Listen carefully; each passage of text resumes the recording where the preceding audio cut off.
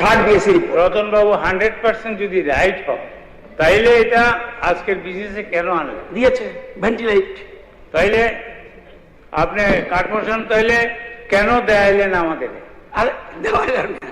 BSc রিপোর্টে সর্বসম্মতিক্রমে গিয়ে থার্ড বিএসসি রিপোর্ট যেখানে হয়েছে। আপনি তো বিএসসি এবার 10 বার করবেন, তিনটে না কথা শুনুন না। হ্যাঁ, বিএসসি রিপোর্টটা যখন বিএসসি মিটিং হয়েছে, এই বিএসসি রিপোর্টটা হাউজে এসছে, ডেপুটি স্পিকার প্লেস করেছে, সর্বসম্মতিক্রমে পাস হয়েছে, যে আজকে শুধু লিখেছে voting on the demands of grants financial বিজনেসে, এবং অ্যাকর্ডিংলি আপনার বিজনেসে ওইটা আছে। আর দরকার নেই, ছেড়ে দিন না, এটা তো আছে। না ছেড়ে তো দেবই, সবই তো ছাড়তে হবে। আপনি তাকে দেবেন না কোন জায়গাতে? আমার থাকার ব্যাপার না, আমার বক্তব্য হলো তিনটা বিএসসি রিপোর্ট হবে কেন? সেকেন্ডটা আপনাকে দিয়েছি ফুল অফ অ্যালার্টস, আপনাকে দিয়েছি আমি। স্যার এখন ভোটিং এ যান। হ্যাঁ হ্যাঁ, এটা তো অবশ্যই as a parliamentary affairs minister আমি রিকোয়েস্ট করবো সমস্ত মন্ত্রীদের যে আপনারা যে কার্ড পোষণ এনেছে এগুলির উপরে ভেন্টিলেট আপনারা দিয়েছে, ওনারা এগুলি কেয়ারফুলি একটু দেখবেন। ঠিক আছে, ভোটিং। ধন্যবাদ সবাইকে। এখন আমি আলোচিত 27 প্রস্তাবগুলো প্রথমে বুটে দেব, তারপর ব্যয়বরাদের দাবিগুলি বুটে দেব। ডিমান্ড নাম্বার এবং মেজর হেড সহ যে সকল মাননীয় সদস্য 27 প্রস্তাব দিয়েছেন তাদের নাম উল্লেখ করে 27 প্রস্তাবগুলো আমি একত্রে বুটে দিচ্ছি। অনারেবল মেম্বার শ্যামল চক্রবর্তীজি, demand number 6 major head 2245, demand number 16 major head 2210, demand number 30 major head 40459, demand number 35 major head 4217। আবার শ্যামল চক্রবর্তী মহোদয় এবং রামু দাসজি অনারেবল মেম্বার্স যৌথভাবে। ডিমান্ড নাম্বার 15 মেজর হেড 4702 এবং honourable Sudip Sarkar honourable member আনার। Demand number 6 major head 2250, demand number 10 major head 2055, demand number 11 major head 5055, demand number 13 major head 2059 এবং Ramu Das honourable member. Demand number 10 major head 4055, demand number 10 major head 2055, demand number 13 major head 5054 এবং honourable member Nirmal বিশ্বাসজি। Demand number 13 major head 5054, demand number 16 major head 2210 Sarkar. Demand number 19 major head 4225, demand number 20 major head 2059, demand number 25 major head 5465 honourable Jiten Chowdhury and Shri Narayan সরকার যৌথভাবে জানিয়েছেন। Demand number 16 major head 4210 এবং honourable জিতেন চৌধুরীজি উনি এনেছেন demand number 10 major head 2055, demand number 15 major head 4702, demand number 15 major head 2702, demand number 16 major head 2210, demand number 19 major head 4225, demand number 31 major head 4515, demand number 31 major head 2216, demand number 39 major head 4202, demand number 42 major head 4059, demand number 40 major head 4202। Honourable member Dipankar CNG, demand number 16 major head 4210, demand number 35 major head 2217, demand number 40 major head 2202। Honourable member Shailendra Chandra Nath এবং দীপঙ্কর সেনজি যৌথভাবে। Demand number 39 major head 2202 এবং honourable member Ashok Chandra মিত্রজি। Demand number 16 major head 2210, demand number 39 major head 4202, demand number 40 major head 402 এবং অশোক মিত্রজি এবং দীপঙ্কর সেনজি যৌথভাবে এনেছেন। Demand number 14, demand number 41 major head 2235। Honourable member Shailendra নাথজি চন্দ্রচন্দ্র নাথজি এনেছেন demand number 10 major head 4059, demand number 24, Measure-Head 2852, demand number 30, Measure-Head 2406, demand number 31, Measure-Head 2216, demand number 33, Measure-Head T425, demand number 51, Measure-Head 4215, demand number 56, Measure-Head 4859, demand number 57, Measure-Head 4059, demand number 61, Measure-Head 2225. Honorable Gopal Chandra IG, উনি এনেছেন demand নম্বর 35, Measure-Head 2217, demand নম্বর 51, Measure-Head 4215, demand নম্বর 62, Measure-Head 2202। যা এই 27 প্রশ্নগুলোর পক্ষে আছেন হ্যাঁ বলুন। Sir আমি 6টা কার্টুশন দিয়েছিলাম, আপনি ডিমান্ড নাম্বার 49, 64, 39 এখানে আপনি এই করেননি, এটা আবার কি স্যার? আমি তো বুঝলাম না, কাট মোশন মিসিং হয় না কিনা স্যার, আমাকে তো জানানো হয়নি। এখানে 3টে আমার কাছে কপি আছে, আমি জমা দিয়েছি, I have got copy, signature আছে, সিল আছে, 6টা, 3টা কেন এলো স্যার? আমি ছোটবেলা দেখেছিলাম, আমার এক বন্ধু আছে নকল ধরা বললে খেয়ে নিচ্ছে। ঠিক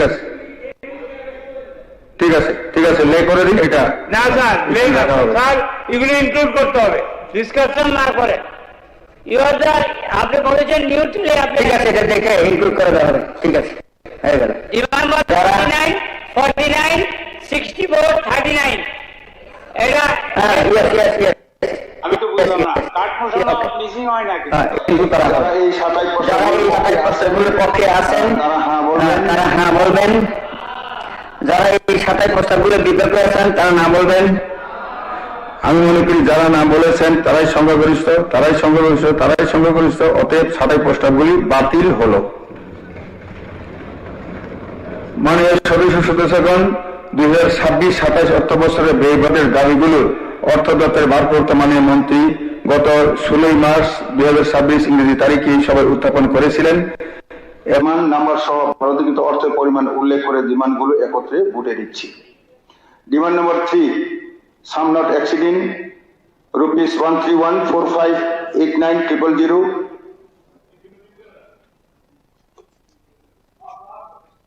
Demand number 5, sum not exceeding rupees 2658486,000. Demand number 6, sum not exceeding rupees 3767809,000. Demand number 7, sum not exceeding rupees 57531,000. Demand number 8, sum not exceeding rupees 251000,000. Demand number 10, sum not exceeding rupees 28078430,000.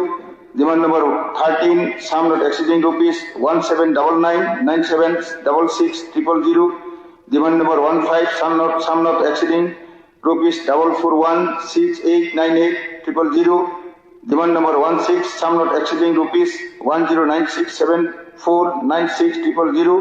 Demand number 17, sum not exceeding rupees 866233,000. Demand number 22, sum not exceeding rupees 202229,000. Demand number 31, sum not exceeding rupees 33892719,000. Demand number 35, sum not exceeding rupees 14525040,000. Demand number 40, sum not exceeding rupees 261357450,000.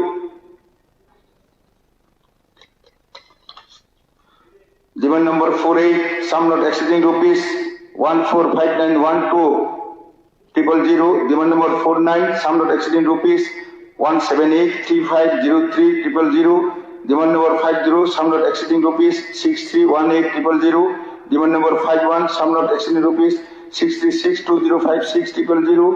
Demand number 52, sum not exceeding rupees 10098118,000. Demand number 57, sum not exceeding rupees 164671,000. Demand number 60, sum not exceeding rupees 36060,000. Demand number 58, 57 বলেছেন। Oh, sorry, 58. Sum not exceeding rupees 164671,000. Demand number 60, sum not exceeding rupees 3606,000,000. Demand number 62, sum not exceeding rupees 1107790100. Demand number 64, sum not exceeding rupees 309769000. Demand number 65, sum not exceeding rupees 29370000. Demand number 66, sum not exceeding rupees 25168400. Demand number 67, sum not exceeding rupees 86559400. Demand number 1, sum not exceeding rupees 58534700. Demand number 4, sum not exceeding rupees 34209300. Demand number 14, sum not exceeding rupees 859871000. Demand number 27, sum not exceeding rupees 686982100. Demand number 28, sum not exceeding rupees 209451300. Demand number 47, sum not exceeding rupees 25624200. Demand number 30, sum not exceeding rupees.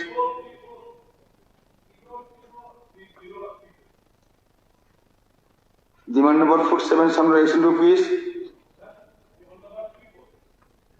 না এখানে 34 নাই তো 47 30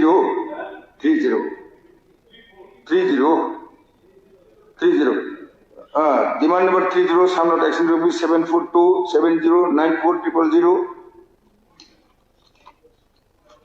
পরে আছে ত্রিপুরটা পরে আছে।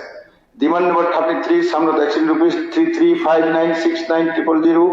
Demand number 38, sum not exceeding rupees 35591400. Demand number 34, sum not exceeding rupees 55183500. Demand number 43, sum not exceeding rupees 4224604800. Demand number 44, sum not exceeding rupees 6576600. Demand number 45, sum not exceeding rupees 57204000. Demand number 46, sum not exceeding rupees 1290720000. Demand number 56, sum not exceeding rupees 382170500. Demand number 24, sum not exceeding rupees 393632100. Demand number 36, sum not exceeding rupees 79964200. Demand number 61, sum not exceeding rupees 920334000. Demand number 63, sum not exceeding rupees 51080000. Demand number 11, sum not exceeding rupees 71240100. Demand number 21, sum not exceeding rupees 169560200. Demand number 59, sum not exceeding rupees 89455900. Demand number 37, sum not exceeding rupees 31749200. Demand number 41, sum not exceeding rupees 19101013002. Demand number 42, sum not exceeding rupees 160939500. Demand number 54, sum not exceeding rupees 442500000. Demand number 55, sum not exceeding rupees 944700000. Demand number 9, sum not exceeding rupees 3145400000. Demand number 19, sum not exceeding rupees 14705869000. Demand number 25, sum not exceeding rupees 5542860000. Demand number 53, sum not exceeding rupees 4515850000. Demand number 20, sum not exceeding rupees 13804990000. Demand number 26, sum not exceeding rupees 12223120000. Demand number 29, sum not exceeding rupees 23860800000. Demand number 15, sum not exceeding rupees 12. Demand number 12, sum not exceeding rupees 5342970000. Demand number 32, sum not exceeding rupees 5161500000. Demand number 57, sum not exceeding rupees 7543700000. Demand number 18, sum not exceeding rupees 941030000. Demand number 23, sum not exceeding rupees 70830210000. Demand number 39, sum not exceeding rupees 64333230000. যারা যারা এই অতিরিক্ত ব্যয় বরাদ্দের দাবিগুলোর পক্ষে আছেন তারা হ্যাঁ বলবেন। যারা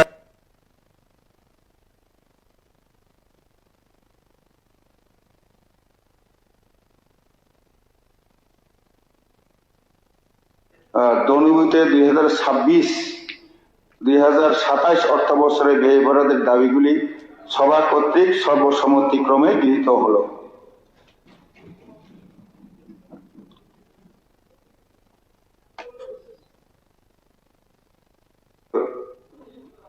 আচ্ছা, ব্যয় বরাদ্দ এখানে আবার অতিরিক্ত লিখেছে। আচ্ছা, ঠিক আছে, এটা কেটে দিলাম। যারা এই ব্যয় বরাদ্দের দাবিগুলো বিপক্ষে আছেন তারা না বলবেন, যেহেতু না বলার কেহ নেই। এবং যারা এই পক্ষে যেহেতু না বলার কেউ নেই, অতএব দনিভূতে 2026-27 অর্থ বছরের ব্যয় বরাদ্দের দাবিগুলো সভা কর্তৃক সর্বসম্মতিক্রমে গৃহীত হলো। গভর্নমেন্ট বিজনেস সরকারি বিল উত্থাপন। সবার পরবর্তী কার্যসূচি হলো the Tripura appropriation bill 2026 within bracket the Tripura Bill number 2 of 2026 close উত্থাপন। আমি এখন অর্থ দপ্তরের ভারপ্রাপ্ত মাননীয় মন্ত্রীকে বিলটি সবাই উত্থাপন করার জন্য সবার অনুমতি চেয়ে প্রস্তাব করতে অনুরোধ করছি। মাননীয় অধ্যক্ষ মহোদয়, the Tripura appropriation bill 2026 within bracket the Tripura Bill number 2 of 2026 এই সভায় উত্থাপন করার জন্য আমি অনুমতি চাইছি। এখন অর্থ দপ্তরের ভারপ্রাপ্ত মাননীয় মন্ত্রী কর্তৃক উত্থাপিত প্রস্তাবটি বুটে দিচ্ছি। প্রস্তাবটি হলো the Tripura appropriation bill 2026 within bracket the Tripura Bill number 2 of 2026 close এই সভায় উত্থাপন করার অনুমতি দেওয়া হোক। যারা এই প্রস্তাবের পক্ষে আছেন তারা হ্যাঁ বলবেন। যারা এই প্রস্তাবের বিপক্ষে আছেন তারা না বলবেন। যেহেতু না বলার কেউ নেই, এই সভা অনুমতি দিয়েছে, কাজেই বিলটি সর্বসম্মতিক্রমে উত্থাপিত হলো। সবাই উত্থাপিত বিলটির প্রতিলিপি মাননীয় সদস্যগণের মধ্যে বন্টন করার ব্যবস্থা করতে আমি বিধানসভার সচিব মহোদয়কে অনুরোধ করছি। গভর্নমেন্ট বিজনেস রেজুলেশন সরকারি বিল বিবেচনা ও পাস। সবার পরবর্তী কার্যসূচি হলো the Tripura appropriation bill 2026 within bracket the Tripura Bill number 2 of 2026 close এই সভায় বিবেচনার জন্য প্রস্তাব করতে আমি অর্থ দপ্তরের ভারপ্রাপ্ত মাননীয় মন্ত্রীকে অনুরোধ করছি। মাননীয় অধ্যক্ষ মহোদয়, প্রস্তাব করছি যে the Tripura Appropriation Bill 2026 within bracket the Tripura Bill number 2 of 2026 বিবেচনা করা হোক। এখন অর্থ দপ্তরের ভারপ্রাপ্ত মাননীয় মন্ত্রী কর্তৃক উত্থাপিত প্রস্তাবটি বুটে দিচ্ছি। প্রস্তাবটি হলো the Tripura appropriation bill 2026 within bracket the Tripura Bill number 2 of 2026 close বিবেচনা করা হোক। যারা এই প্রস্তাবের পক্ষে আছেন তারা হ্যাঁ বলবেন। যারা এই প্রস্তাবের বিপক্ষে আছেন তারা না বলবেন। যেহেতু না বলার কেউ নেই, অতএব প্রস্তাবটি সভা কর্তৃক সর্বসম্মতিক্রমে গৃহীত। আমি বিলের ধারাগুলি বুটে দিচ্ছি। বিলের অন্তর্গত 1 নং হইতে 3 নং পর্যন্ত ধারাগুলি এই বিলের অংশরূপে গণ্য করা হোক। যারা এই প্রস্তাবের পক্ষে আছেন তারা হ্যাঁ বলবেন। যারা এই প্রস্তাবের বিপক্ষে আছেন তারা না বলবেন। যেহেতু না বলার কেউ নেই, অতএব বিলের উক্ত ধারাগুলি বিলের অংশরূপে সভা কর্তৃক সর্বসম্মতিক্রমে গৃহীত হল। আমি এখন বিলের অন্তর্গত অনুসূচি শিডিউল বুটে দিচ্ছি।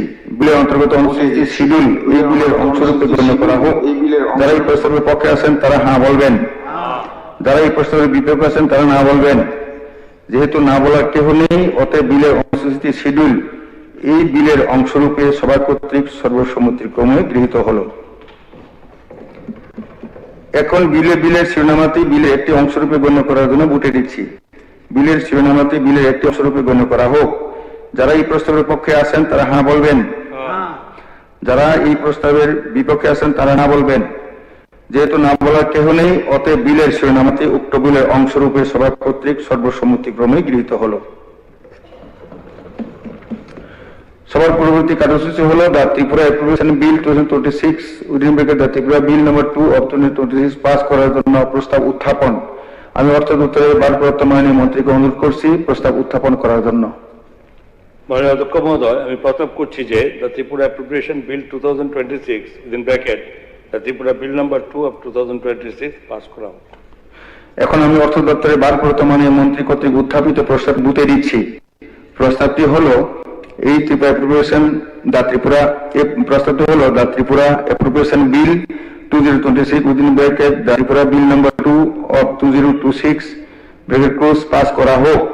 যারা এই প্রস্তাবের পক্ষে আছেন তারা হ্যাঁ বলবেন, যারা এই প্রস্তাবের বিপক্ষে আছেন তারা না বলবেন। যেহেতু না বলার কেউ নেই, অতএব আলোচ্য বিলটি সভা কর্তৃক সর্বসম্মতিক্রমে গৃহীত হল।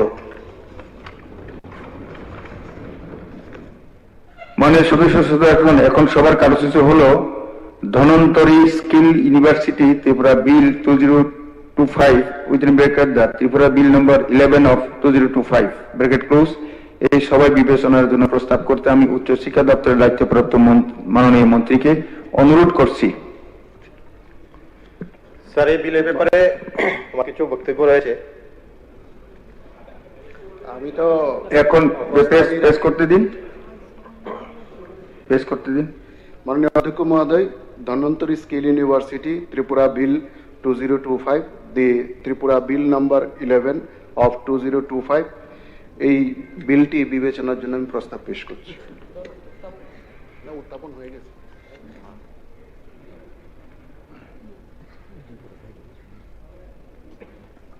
মানে একটু শর্ট করে বলবেন।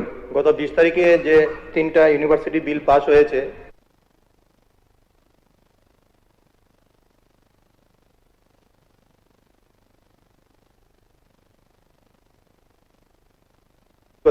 সেইগুলি দেখার জন্য আমরা একটা আবেদন রেখেছিলাম। তো সেদিন 3টা বিল পাস হয়েছে, আজ একটা বিল এসছে ধন্বন্তরী স্কিল ইউনিভার্সিটি। এই ইউনিভার্সিটির ব্যাকগ্রাউন্ড চেক করতে গিয়ে যেটা আমরা পেয়েছি নেটের মধ্যে, এনবিকে এটা হচ্ছে নাগরিক বিকাশ কেন্দ্র, a government scheme facilitator centre under the human welfare foundation has launched a special statewide drive to assist the voter in completing their summary intensive revision formalities in Uttar Pradesh, West Bengal and Rajasthan. এই হচ্ছে তাদের একটা হচ্ছে background. তাদের এটার আন্ডারে আরেকটা তাদের সংস্থা রয়েছে human welfare foundation. Human welfare foundation তারা ফ্র্যাঞ্চাইজির মাধ্যমে বিভিন্ন শর্ট টার্মের যে এডুকেশনাল কোর্সগুলি রয়েছে, যেমন রয়েছে আপনার ট্যালি যে অ্যাকাউন্টিং প্যাকেজ, এরকম জিএসটি এবং ইনকাম ট্যাক্সের কিছু প্যাকেজ ওরা প্রোভাইড করে থাকে। তাদের ইউনিভার্সিটি চালাবার কোনো অভিজ্ঞতা নেই, স্কুল কলেজ চালাবার তাদের কোনো অভিজ্ঞতা নেই। তাই আমার অনুরোধ থাকবে যে নতুন ইউনিভার্সিটি পারমিশন তাদেরকে দেওয়ার আগে আমরা যাতে তাদের ডিটেলস আর আমরা ভেরিফাই করি, তারপরে যাতে আমরা তাদেরকে এই বিলটা আমরা পাস করি, তার যাতে সিলেক্ট কমিটিতে পাঠানো হয় সেই আবেদন রইল আমার। নমস্কার। মাননীয় অধ্যক্ষ মহোদয়,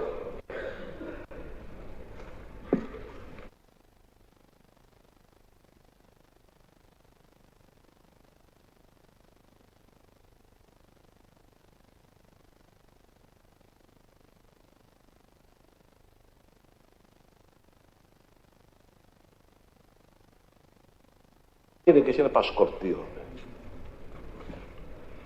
কাজে এই মনোভাব যে জায়গায় থাকে, সেই জায়গায় যতই যুক্তি আমরা দেখাই না কেন, লজিক আমরা খাড়া করি না কেন, সংখ্যাগরিষ্ঠতার জোরে এই অন্যায়ও পাশ হয়ে যায়।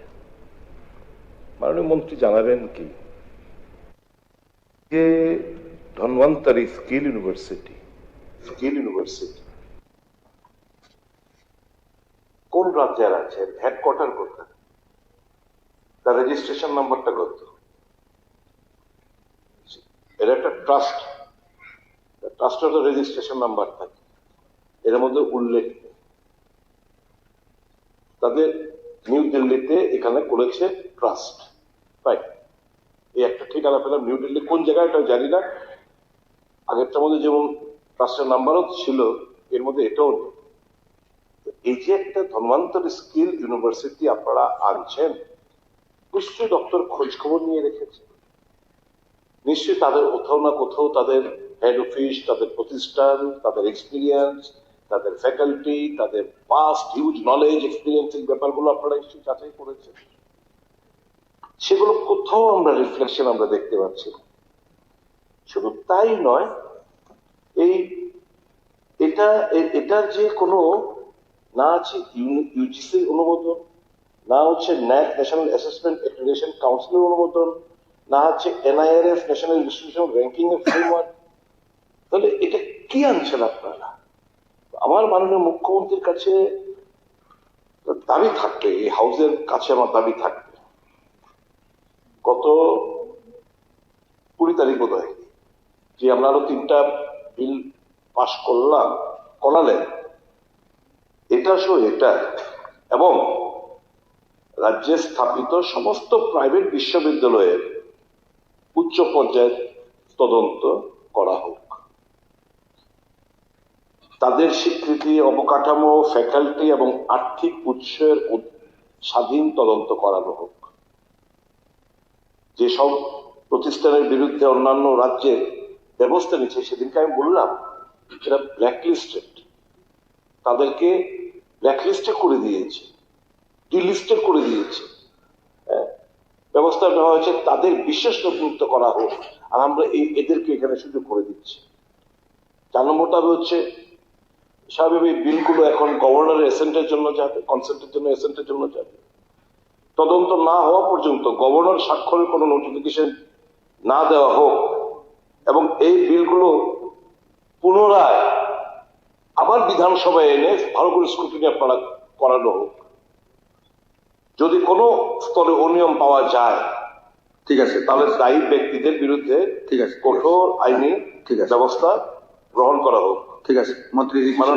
মাননীয় অধ্যক্ষ মহোদয়, আমরা এই সদনে বসে আছি জনগণের আস্থা রাখার জন্য। ঠিক আছে, আপনি বলেছেন শিক্ষার নামে যদি কোনো প্রতারণা চলে, বন্ধ করা আমাদের সকলের দায়িত্ব। ঠিক ঠিক ঠিক আছে। আমাদের জ্ঞাতাস্বরে এত বড় একটা অন্যায় সংঘটিত হবে স্যার, এটা মাননীয় মুখ্যমন্ত্রী আপনি বলেছেন, অনুরোধ থাকবে, বলেছেন প্লিজ বলেছেন মন্ত্রী, আপনাদের দুর্বলতা যদি না থাকে তাহলে হয়ে গেছে। এটা রাজ্যের মঙ্গলার্থে না, কিছু বলবেন? এটা কিছু কিছু লোকের ইন্ডিভিজুয়ালের হয়তোবা তাদের লাভ হতে পারে, পলিটিক্যাল লাভ হতে, অর্থনৈতিক লাভ। ঠিক আছে, ভাষণ না, প্রশ্ন উঠিয়েছেন, এটা শুনেছেন, আপনি প্রশ্ন উঠিয়েছেন, শুনেছে মন্ত্রী কিছু মহোদয়, আপনিও যদি এটা সহায়তা করেন, আমাকে বলা বন্ধ করে স্তব্ধ বন্ধ করে বলবো। আর এখানে বলেছেন তো সবাই বুঝেছে এই আইনগুলো আমাদের জ্ঞাতেশ্বর আনার প্রথম দিক থেকে আমি বলছি, আপনারা সবাই জ্ঞানী গুণীরা আছেন, বেআইনি কাজ লিস্ট করে বললেই হলো টাকা, এটা সবাই বুঝে। মন্ত্রী কিছু বলবেন কি? মাননীয় অধ্যক্ষ মহোদয়, আমি আপনার মাধ্যমে মাননীয় সদস্যরা যারা প্রশ্ন তুলেছেন, আমি তাদের কাছে একটা অনুরোধ রাখবো, যখন প্রশ্ন তুলেন তো উত্তর শোনারও যাতে ধৈর্য রাখেন। হ্যাঁ, অবশ্যই। তারা শুধু প্রশ্নই তুলেন, উত্তর শুনেন না, ধৈর্য রাখতে হবে সবাইকে। প্রথম কথা হচ্ছে, আমি আগের দিনে আলোচনা হয়েছে, একটা প্রাইভেট বিশ্ববিদ্যালয়ে আনার জন্য ইউজিসির যা গাইডলাইন আছে, এই গাইডলাইন পরীক্ষা নিরীক্ষা করার পরেই সেটাকে বিচার বিবেচনা করা হয় এবং ল ডিপার্টমেন্টের মাধ্যমেও সেগুলোকে পরীক্ষা নিরীক্ষা করা হয়। প্রাইভেট ইউনিভার্সিটির ক্ষেত্রে ইউজিসি অ্যাক্ট 1956 এর section 26 within bracket 1 bracket close within bracket F bracket close ও জি অনুযায়ী উইদিন ব্র্যাকেট জি অনুযায়ী 2003 সালে প্রাইভেট ইউনিভার্সিটির জন্য বিধিমালা প্রণয়ন করা হয়। গত দিনেও প্রশ্ন এসছে, আজকে সেম প্রশ্ন এসছে যে এক তো গতদিনে মাননীয় বিধায়ক সুদীপ রায় বর্মন বলেছেন যে ক্যাবিনেট হয়ে আসেনি বিলগুলো এবং একটা ইউনিভার্সিটির নাম পরিবর্তন করে আরেকটা ইউনিভার্সিটি আনা হয়েছে। তো সেটা সম্পূর্ণ অসত্য এবং সেটা সম্পূর্ণ তথ্যহীন, কারণ ক্যাবিনেট মেমোগুলো আমার কাছে প্রত্যেকটারই আছে, কবে কোনটা ক্যাবিনেট হয়ে এসছে। সেকেন্ড, যেটা আছে সেটা উনি কিসের ভিত্তিতে অমুক ট্রাস্ট কিসের ভিত্তিতে ইউনিভার্সিটি নিয়ে আসে, এই ধরনের প্রশ্ন তুলেছেন। মাননীয় শৈলেন্দ্র বাবু আজকে তুলেছেন। এখানে ইউজিসির গাইডলাইন কি বলে? ইউজিসির গাইডলাইনে একটি মানে বেসরকারি বিশ্ববিদ্যালয়ের ক্ষেত্রে একটি বিশ্ববিদ্যালয় যা রাজ্যে বা কেন্দ্রীয় আইনের মাধ্যমে প্রতিষ্ঠিত হয় এবং যার পৃষ্ঠপোষক সংস্থা হতে পারে, মানে কারা খুলতে পারে, সেখানে সোসাইটি রেজিস্ট্রেশন অ্যাক্টের মাধ্যমে অনুযায়ী নিবন্ধিত যে কোনো সোসাইটি সেখানে খুলতে পারে। একটি পাবলিক ট্রাস্ট সেটাও খুলতে পারে এবং কোম্পানিজ অ্যাক্ট অনুযায়ী নিবন্ধিত একটি অলাভজনক কোম্পানি তারাও কিন্তু সেখানে খুলতে পারে। এবার প্রশ্ন হচ্ছে, যেটা উনি বলছেন যে ইউজিসির ওয়েবসাইটে আপলোডিং বা নাম এর ক্ষেত্রে, ইউজিসির ওয়েবসাইটে নাম আপলোডিং এর ক্ষেত্রে কোনো কিন্তু নির্দিষ্ট ফিক্স ডেট কিংবা তারিখ কিংবা ইয়ার নেই। সেটা 3 মাসও হতে পারে, সেটা 1 বছরও হতে পারে। ইউজিসির কতগুলো প্যারামিটার আছে, সেই প্যারামিটার অনুসারে যদি সেটা কাজ করে তখনই কিন্তু সেখানে ওয়েবসাইটে সেটা আসে। তার সেটা কোন প্রক্রিয়া শেষ করলে পরে সেটা ওয়েবসাইটে ইউজিসির ওয়েবসাইটে আসে, সেটার মধ্যে একটা ধাপ আছে যে স্টেট অ্যাক্ট এবং অ্যাসেম্বলি অ্যাপ্রুভাল। এই দুটো জিনিস প্রয়োজন, প্রথম প্রয়োজন ইউজিসি যে ওয়েবসাইটে আসতে গেলে। তা আমাদের তো সবে মাত্র এখানে অ্যাসেম্বলিতে পাস হচ্ছে, অ্যাসেম্বলিতে পাস হওয়ার পর এই দুটো প্যারামিটার আমাদের যে রাজ্যের যে স্টেট অ্যাক্ট আছে উচ্চশিক্ষার ক্ষেত্রে সেটা মানতে হবে এবং অ্যাসেম্বলি অ্যাপ্রুভাল হতে হবে। এখন তো আমরা অ্যাপ্রুভালের রাস্তায় আছি। তারপরে আরো কিছু সেখানে প্যারামিটার আছে। অ্যাপ্রুভাল হওয়ার পরও ইউজিসি কতগুলো বিষয়, অনেকগুলো বিষয় আছে, বলতে গেলে অনেক সময় লাগবে। যদি অনুমতি দেন আমি সবই বলতে পারবো। সেখানে ইউজিসি কতগুলো যাচাই করে, যেমন জমির পরিমাণ, infrastructure, faculty strength, governance structure, sports ইত্যাদি ইত্যাদি অনেক কিছু কিন্তু সেগুলো যাচাই করার পর সংশ্লিষ্ট যারা এখানে ইউনিভার্সিটি খুলছেন তাদেরকে সমস্ত তথ্য দিয়ে কিন্তু ইউজিসি কে অ্যাপ্লাই করতে হয়। তার পরিপ্রেক্ষিতে ইউজিসি সেটাকে বিচার বিবেচনা করেন, সেটাকে যাচাই করেন। তো স্বাভাবিক কারণে সেটার জন্য টাইম টেকিং ব্যাপার আছে, কিন্তু সেটা নিয়ম নীতিগুলি দিয়ে দিন সবাইকে। সুতরাং আর নিশ্চয়ই আমাদের এই বিল যেহেতু ল হয়ে এসছে, নিশ্চয়ই কোনো টাস্ক ছাড়া আসেনি। উনি যেটা জিজ্ঞেস করছেন যে কোন টাস্ক, তার নাম্বার কত, নিশ্চয়ই আছে, নিশ্চয়ই আছে। উনি চাইলে আমি ওনাকে বলেও দিতে পারি সেটা কোন টাস্ক আছে, কি নাম্বার আছে, আমার কাছে আছে। আচ্ছা, এটা লে করে দিন সবাই, সবার কপি পাঠিয়ে দিন এখন। তার মানে একটা জিনিস তো পরিষ্কার, এটা এখান দিয়ে শুরু হচ্ছে। এখনো এটা কোনো দোকান নেই, এটা কোনো আর মানে এগুলোর একটারও আদার দেন একটা সিকিম আর এটা যেটা ব্ল্যাক লিস্টে করেছে এটা ছাড়া বাকি যে 3টে রয়েছে এটা সহ, এটা just they are opening over here. আগের কোন ক্রেডেনশিয়ালস তাদের নেই। এটা তো ক্লিয়ার তো এটা। তো হোয়াট, আরো তো প্রাইভেট ইউনিভার্সিটি ছিল, রিনাউন্ড ইউনিভার্সিটি ছিল, যাদের অলরেডি ওয়েল এস্টাবলিশ। তো এখানে এটা তো তারপর ত্রিপুরাতে শুরু হচ্ছে এই 3টে, একটা তো ডিলিস্টেড ব্ল্যাক লিস্টেড, আর বাকি 3টে ত্রিপুরা দিয়ে শুরু করছে। তো হাউ ইউ আর অ্যাসার্টেন এই যে কথাগুলো এখানে আপনি বলছেন, how you are ascertain they will live up to the expectation? এদের তো আর কোনো আগের কোনো এক্সপিরিয়েন্স নেই, এদের তো আর আগের কোনো কলেজ, ইনস্টিটিউশন, ইউনিভার্সিটি নেই। তো ত্রিপুরা হচ্ছে এটা এক্সপেরিমেন্টালের একটা সুযোগ করে দিচ্ছিলেন। এই তো অন্যান্য সিকিমে কি হয়েছে? আচ্ছা, ঠিক আছে, ঠিক আছে, ঠিক আছে। যারা খুলেছে তারা বিক্রি করে দিয়ে চলে যাচ্ছে। হ্যাঁ, ঠিক আছে। পুলিশ কেস হয়েছে। অনারেবল মেম্বার, আপনার কথা সবাই শুনছে, রেকর্ড হচ্ছে। হ্যাঁ, পরবর্তী এখন কিছু বলবেন কি মন্ত্রী মহোদয়? বলবেন কিছু?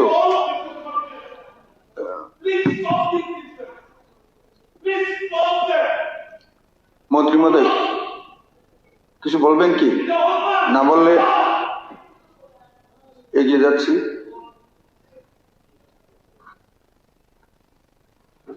মাননীয় অধ্যক্ষ মহোদয়,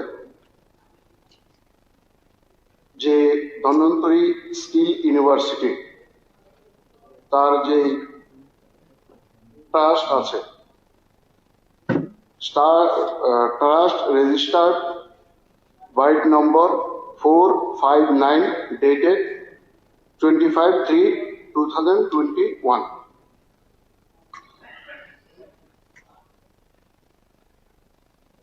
এই সেম ট্রাস্টেরই আমরা যদি দেখি, নিজে বলছেন তাদের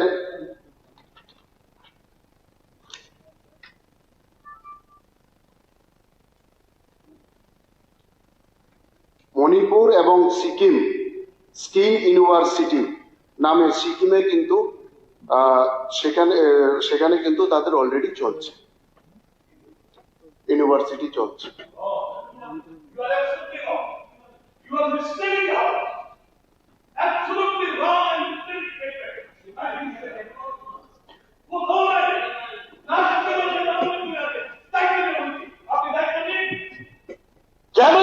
Can you misleading the house? কেন আপনি সেই সমস্ত তথ্য দিচ্ছে এখানে? Please, for God's sake, stop all this business. They are here to loot the student.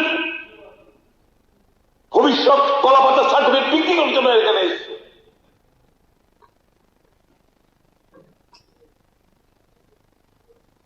এটা দেখাশোনার জন্য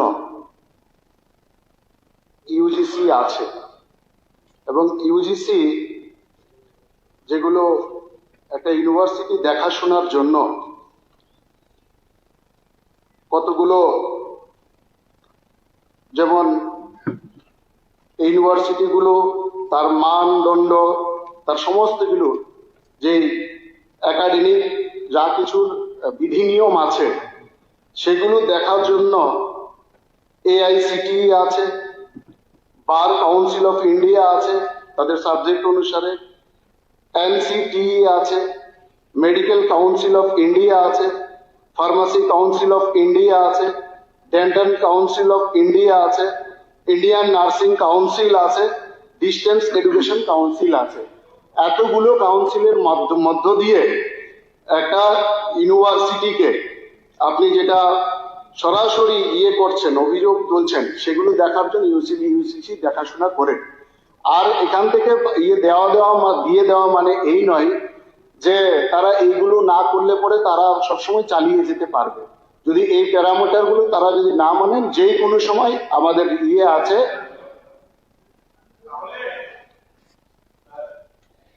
আপনার ওই ফোল্ডেড টেন্স আমি অথেন্টিকেট করতেছি আপনার কাছে, আমি শুধু একটা লাইন পড়ে আপনার কাছে অথেন্টিকেট করি। Based on NIRF, National Institute of Ranking Framework 2024 and 2025, there is no university named Dhanvantari Skill University. There is no university in the name of Dhanvantari Skill University. এটাই তো আনছেন, Dhanvantari Skill University তো আনছেন। There is no name. আমি authentic NIRF এর ওয়েবসাইটে, তাদের website থেকে আমি কাগজ দিয়ে দিচ্ছি, অথেন্টিকেট করছি আপনাকে, আমি ইয়েলো মার্ক করে দিলাম আপনাকে। আপনি কি বলার চেষ্টা করছেন? আপনি with whose career and future you are playing with? এই মাননীয় মুখ্যমন্ত্রী সাহেব, with folded hands for the sake of my students of my state, please এগুলো পাস করবেন না। এই পাপের অংশীদার আপনারা হবেন না। পাগল সবাই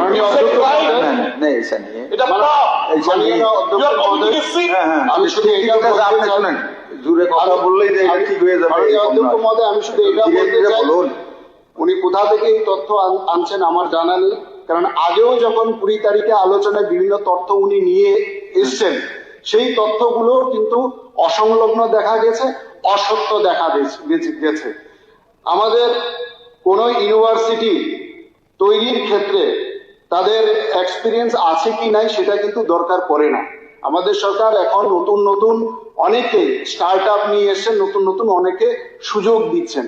আমরাও সেই সুযোগ দিচ্ছি। যদি আরো কোনো ভালো ইউনিভার্সিটি থাকে আপনিও প্রস্তাব দেবেন, আমরাও সেগুলো গ্রহণ করব।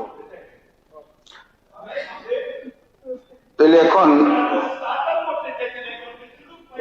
এখন আচ্ছা ঠিক আছে পাস করি। আচ্ছা ঠিক বলুন। রাজ্য সরকার পার্লামেন্টারি রাজ্য সরকার যে বিল এনেছে, ক্যাবিনেট ডিসিশন দিয়ে এখানে এনেছে, তারপরে প্লেস করেছে, মাননীয় মন্ত্রী প্লেস করেছে। প্রয়োজন বোধে গভর্নমেন্ট ক্যান্সেল করে দিতে পারে। আইনের একটা জায়গা আছে, state government shall in consultation with the AICTE, UGC and other concerned bodies make such arrangements for administration of the university from the proposed date of dissolution wind up ইচ্ছা করে দিতে পারবে। এবং not only this, where the state government receives a complaint that the university is in accordance with the provisions of this act, যদি হয় ডিরিকগনিশনও করতে পারে। সেখানে পাওয়ার আছে, পলিসির ক্ষেত্রে পর্যন্ত পাওয়ার আছে, এই বিলের মধ্যে দিয়েছে। এগুলি আগেও আলোচনা হয়েছে। মাননীয় মন্ত্রী পরিষ্কার বলেছেন যে এখন হতে পারে নাম করা কোনো ইনস্টিটিউশন আসেনি। মাননীয় মন্ত্রী বলছেন যে আমরা দিচ্ছি, যদি দেখা যায় উল্টাপাল্টা করে দেন আইনের মধ্যেই বলে দিয়েছে আমি ডিজলভ করে দেবো, আমি উইন্ড আপ করে দেবো। সুতরাং বইয়ের মধ্যেই এটা আছে। মাননীয় অধ্যক্ষ মহোদয়, আমি আরেকটা জিনিস ক্লিয়ার করতে চাই। মাননীয় বিধায়ক মহোদয় আগেও একবার বলেছেন ইউজিসি লিস্টে নেই। আমি ইউজিসির গাইডলাইন কখন ইউজিসি লিস্টে আসে সেটা বলেছি, ইউনিভার্সিটি গঠন হওয়ার পর। ঠিক এরকমই আজকে উনি প্রশ্ন তুলেছেন যে NIRF এর ওয়েবসাইটে নেই। NIRF এর ওয়েবসাইটও ইউনিভার্সিটি গঠন হওয়ার পর আসে, আগে আসে। সুতরাং মিসলিড আমি করছি না, মিসলিড উনি করছেন। স্যার মাননীয় স্পিকার স্যার, আমি বেশি কথা বলবো না।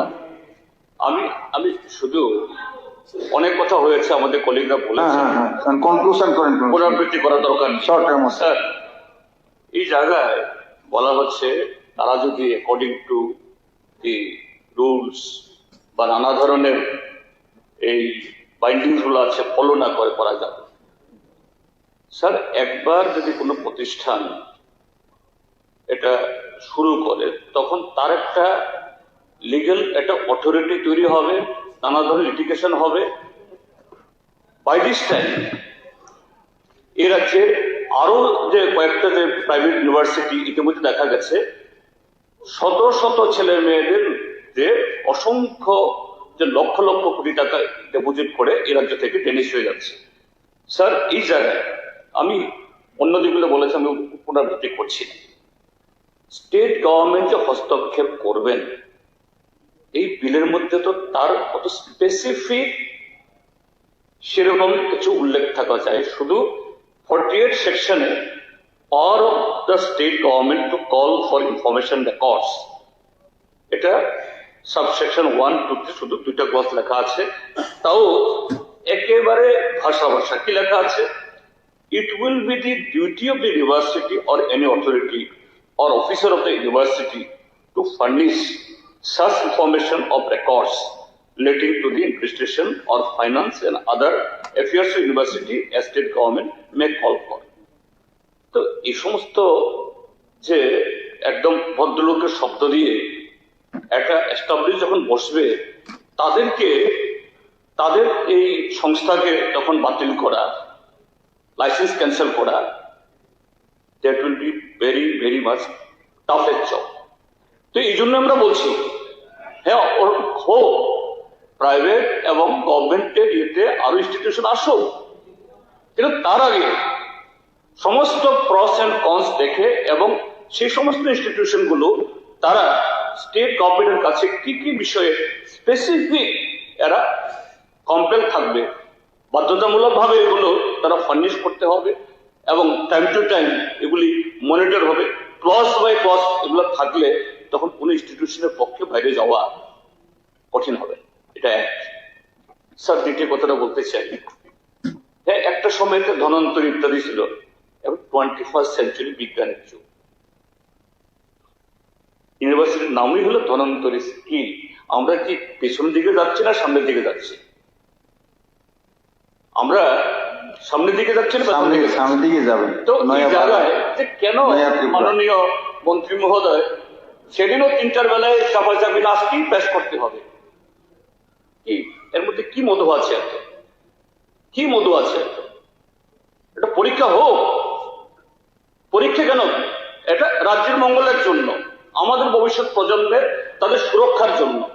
কাজে এত তাড়াহুড়ো, এত একেবারে করতে হবে, এটা তো মোটেই শোভনীয় না স্যার। এই জন্যই বলছি এটা উড্র হোক, তারপরে পরীক্ষা নিরীক্ষা করে আরো ইউনিভার্সিটি থাকলে সেরকম তার ব্যাকগ্রাউন্ড আছে, অ্যান্টিসিডেন্ট আছে, নিয়ে আসুন। আমরা অবশ্যই বিনা আবেগকে আমরা সমর্থন করব। একই কথা বারবার হচ্ছে।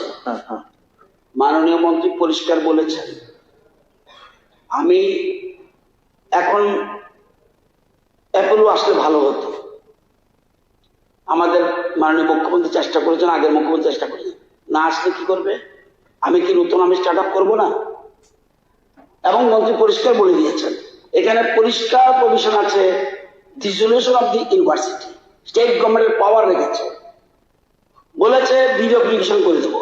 এরকম না, স্টুডেন্ট ভর্তি হলে কি বলছে, make such arrangements for administration of the university from the proposed date of dissolution or wind up of the university until the last batch of students in regular courses of studies of the university complete their courses of studies in such manner as may be prescribed by the statute. লেখা তবে rules লাগবে। এখন প্রশ্ন হলো, আমাদের অভিজ্ঞতা দেখা গেছে আমাদের রাজ্যে আগের সরকারের সময় যেমন কেয়ার ফাউন্ডেশন চলে গেছে, আপনারা কিছু করেননি, কেয়ার ফাউন্ডেশন জীবিত হয়েছিল, চলে গেছে, এবং জিনেট চলে গেছে, পরবর্তী সময় গভর্নমেন্ট টেক আপ করেছে। এখানে মাননীয় মন্ত্রী এসুর করছে, ওই দিন মুখ্যমন্ত্রীও করেছে। সুতরাং এরপরে আপনাদের ডর কেন? নতুন নতুন স্টার্ট আসবে, আনতে হবে। এটা তো আপনার অসুবিধা কি? গভর্নমেন্ট যদি গভর্নমেন্ট এক জায়গাত নয়, একবার ল ডিপার্টমেন্ট দেখে, আলাদাভাবে স্ক্রুটিনাইজ করে, বিভিন্ন department, education higher education department করে, তারপরে ক্যাবিনেট আসে। তারপরেও আপনাদের যেগুলি বলেছেন নোট করে রেখেছে, এরকম মানে দেখা যাবে। কিন্তু উনি তো যেহেতু উদ্দেশ্য নিয়েছে, এটা তো বাধা দেওয়ার কোনো অর্থ নাই, কোনো অর্থ নাই। ঠিক আছে, অনেক আলোচনা হয়েছে, যেটা ভালো হবে এটাই হবে। এখন উচ্চশিক্ষা দপ্তরের দায়িত্বপ্রাপ্ত মাননীয় মন্ত্রী কর্তৃক উত্থাপিত প্রস্তাবটি ভোটে দিচ্ছি। প্রস্তাবটি হলো Dhanvantari skill university Tripura bill 2025, the Tripura Bill number 11 of 2025 বিবেচনা করা হোক। যারা এই প্রস্তাবের পক্ষে আছেন হ্যাঁ বলবেন, যারা এই প্রস্তাবের বিপক্ষে আছেন না বলবেন। অতএব যেহেতু না বলার কেউ নেই, অতএব প্রস্তাবটি সভা কর্তৃক গৃহীত হলো।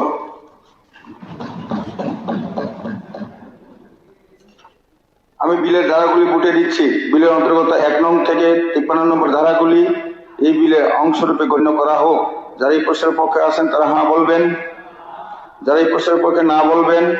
যেহেতু না বলার কেহ নেই, অতএব বিলের উক্ত ধারাগুলি বিলের অংশরূপে সভা কর্তৃক সর্বসম্মতিক্রমে গৃহীত হল।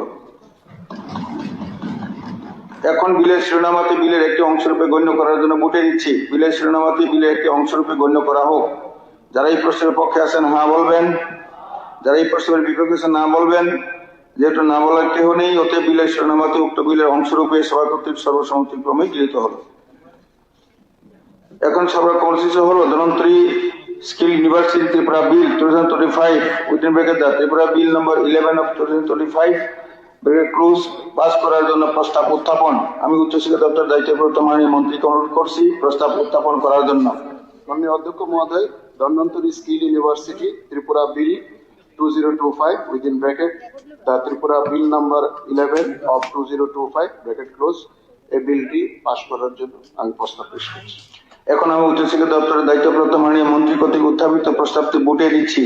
প্রস্তাবটি হল Dhanvantari skill university Tripura bill 2025 within bracket the Tripura bill number 11 of 2025 bracket close pass করা হোক। যারা এই প্রস্তাবের পক্ষে আছেন হ্যাঁ বলবেন, যারা এই প্রস্তাবের বিপক্ষে আছেন না বলবেন। যেহেতু না বলার কেউ নেই, অতএব আলোচ্য বিলটি সভা কর্তৃক সর্বসম্মতিক্রমে গৃহীত হল। Presentation of assembly committee reports. সবার পরবর্তী কার্যসূচি হলো পাবলিক অ্যাকাউন্টস কমিটির 155তম এবং 156তম প্রতিবেদন সভায় উপস্থাপন। এখন আমি পাবলিক অ্যাকাউন্টস কমিটির চেয়ারম্যান শ্রী শ্যামল চক্রবর্তী মহোদয়কে কমিটির 155তম এবং 156তম প্রতিবেদন সভায় উত্থাপন করার জন্য অনুরোধ করছি। Honorable Mr. Speaker, sir, I, the chairman of the Committee on Public Accounts, on behalf of the committee, beg to present its 155th and 156th report on the table of the House. Thank you. সবার পরবর্তী কার্যসূচি হলো committee on পিটিশনের 52তম প্রতিবেদন সভায় উপস্থাপন। এখন আমি committee on petitions এর chairman Shri অভিষেক দেবরায় মহোদয়কে কমিটির 52তম প্রতিবেদন সভায় উত্থাপন করার জন্য অনুরোধ করছি। Honorable Speaker, sir, I, the acting chairman of the committee on petitions on behalf of the committee, beg to present the 52 report of the committee on petitions before the House. সবার পরবর্তী কার্যসূচি হলো কমিটি অন গভর্নমেন্টস অ্যাসুরেন্স এর 40তম প্রতিবেদন সভায় উপস্থাপন। এখন আমি committee on governments assurance এর শ্রী রঞ্জিত দেববর্মা মহোদয়কে কমিটির 40তম প্রতিবেদন সভায় উপস্থাপন করার জন্য অনুরোধ করছি। Honorable Speaker, sir, I, the chairman of the Committee on Government Assurance of the Tripura Legislative Assembly, on behalf of the committee, beg to present its 40 report on the table of the House. Thank you, sir. মাননীয় সদস্যগণ, ঘোষণা। এখন আমি ঘোষণা করছি যে 2026-27 অর্থ বছরের 1 April 2026 হইতে 31 মার্চ 2027 পর্যন্ত 1 public accounts committee, 2 estimate committee, 3 public undertaking committee, 4 committee on welfare of schedule caste, OBC and minorities, and 5 number committee on welfare of schedule tribes গঠনের জন্য সদস্যগণের মনোনয়নপত্র জমা দেওয়ার এবং মনোনয়নপত্র প্রত্যাহারের সময়সীমা নির্দিষ্ট করে গত 16 মার্চ 2026 তারিখে ইংরেজি তারিখে আমি ঘোষণা দিয়েছিলাম। তদনুযায়ী উক্ত কমিটিগুলির প্রত্যেকটির জন্য 11টি করে মনোনয়নপত্র যথাসময়ে পাওয়া গেছে এবং পরীক্ষা নিরীক্ষা করে দেখা গেছে সবগুলি মনোনয়নপত্রই বৈধ। ত্রিপুরা বিধানসভার কার্য পরিচালনা বিধির 202(2) ধারা মোতাবেক প্রতিটি নির্বাচিত কমিটিকে 11টি করে মনোনয়নপত্র পাওয়া গেছে, কাজেই নির্বাচনের প্রয়োজন নেই। তাই আমি উক্ত কমিটিগুলোর জন্য মনোনয়ন দাখিলকারী সদস্যগণ বিনা প্রতিদ্বন্দ্বিতায় নির্বাচিত হয়েছেন বলে ঘোষণা করছি। এখন আমি কমিটিগুলোর নাম এবং নির্বাচিত সদস্য মহোদয়ের নাম উল্লেখ করছি। পাবলিক অ্যাকাউন্টস কমিটি, শ্যামল চক্রবর্তী সদস্য, অভিষেক দেবরায় সদস্য, শ্রীমতী মীনা রানী সরকার সদস্যা, শ্রীমতী অন্তরা সরকার দেব সদস্যা, শ্রী প্রমোদ রিয়াং সদস্য, সুশান্ত দেব সদস্য, জাতুলাল নাথ সদস্য, রঞ্জিত দেববর্মা সদস্য, সুবোধ দেববর্মা সদস্য, পলধাংশু সদস্য, শৈলেন্দ্র চন্দ্রনাথ সদস্য।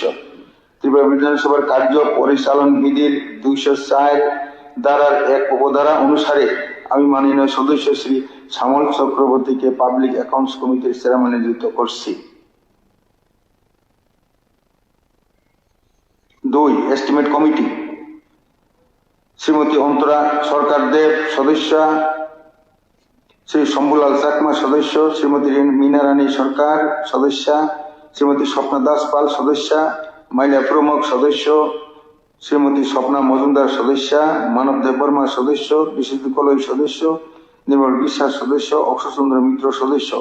ত্রিপুরা বিধানসভার কার্য পরিচালনা বিধির 204 ধারার 1 উপধারা অনুসারে আমি মাননীয় সদস্য শ্রীমতী অন্তরা সরকার দেবকে এস্টিমেট কমিটির চেয়ারম্যান নিযুক্ত করছি।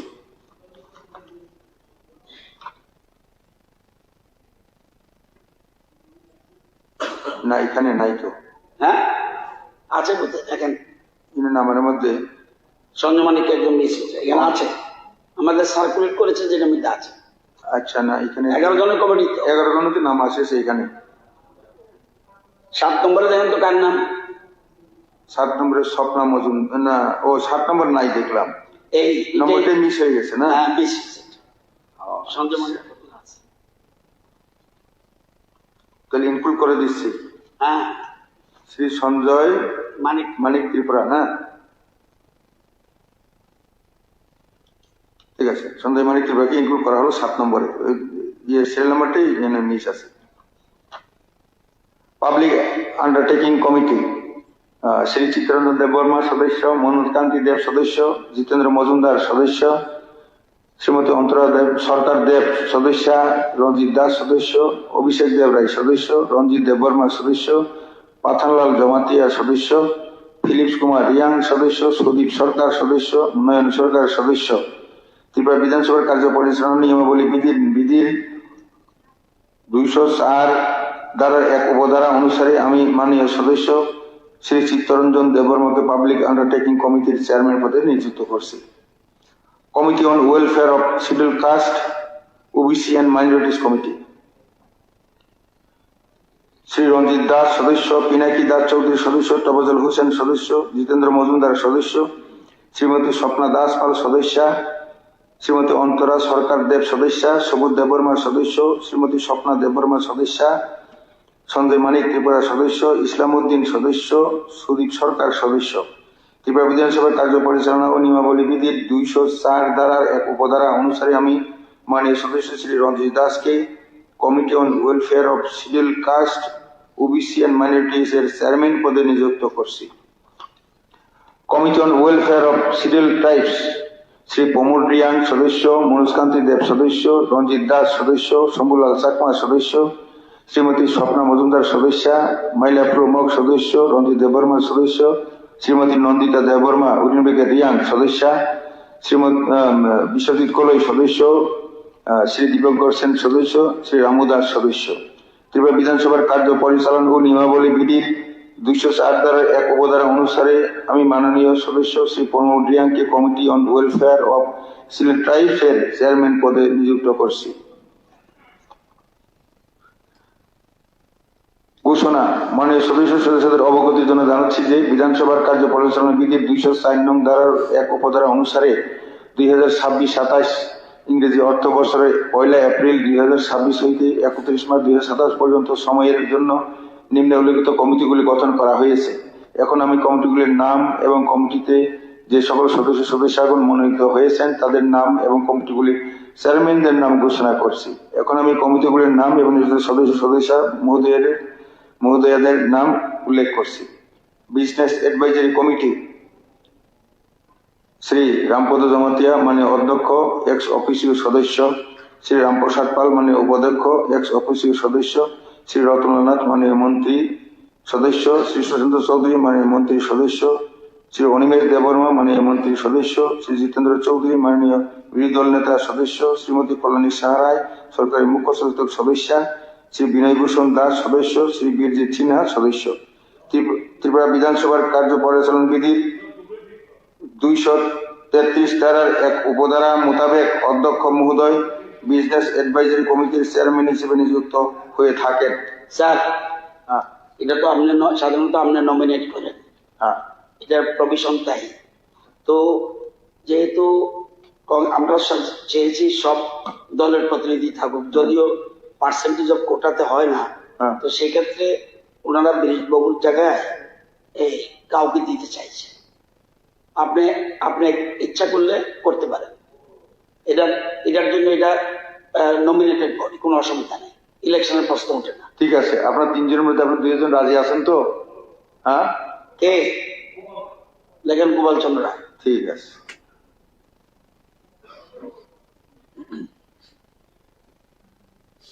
চন্দ্র আছে তো?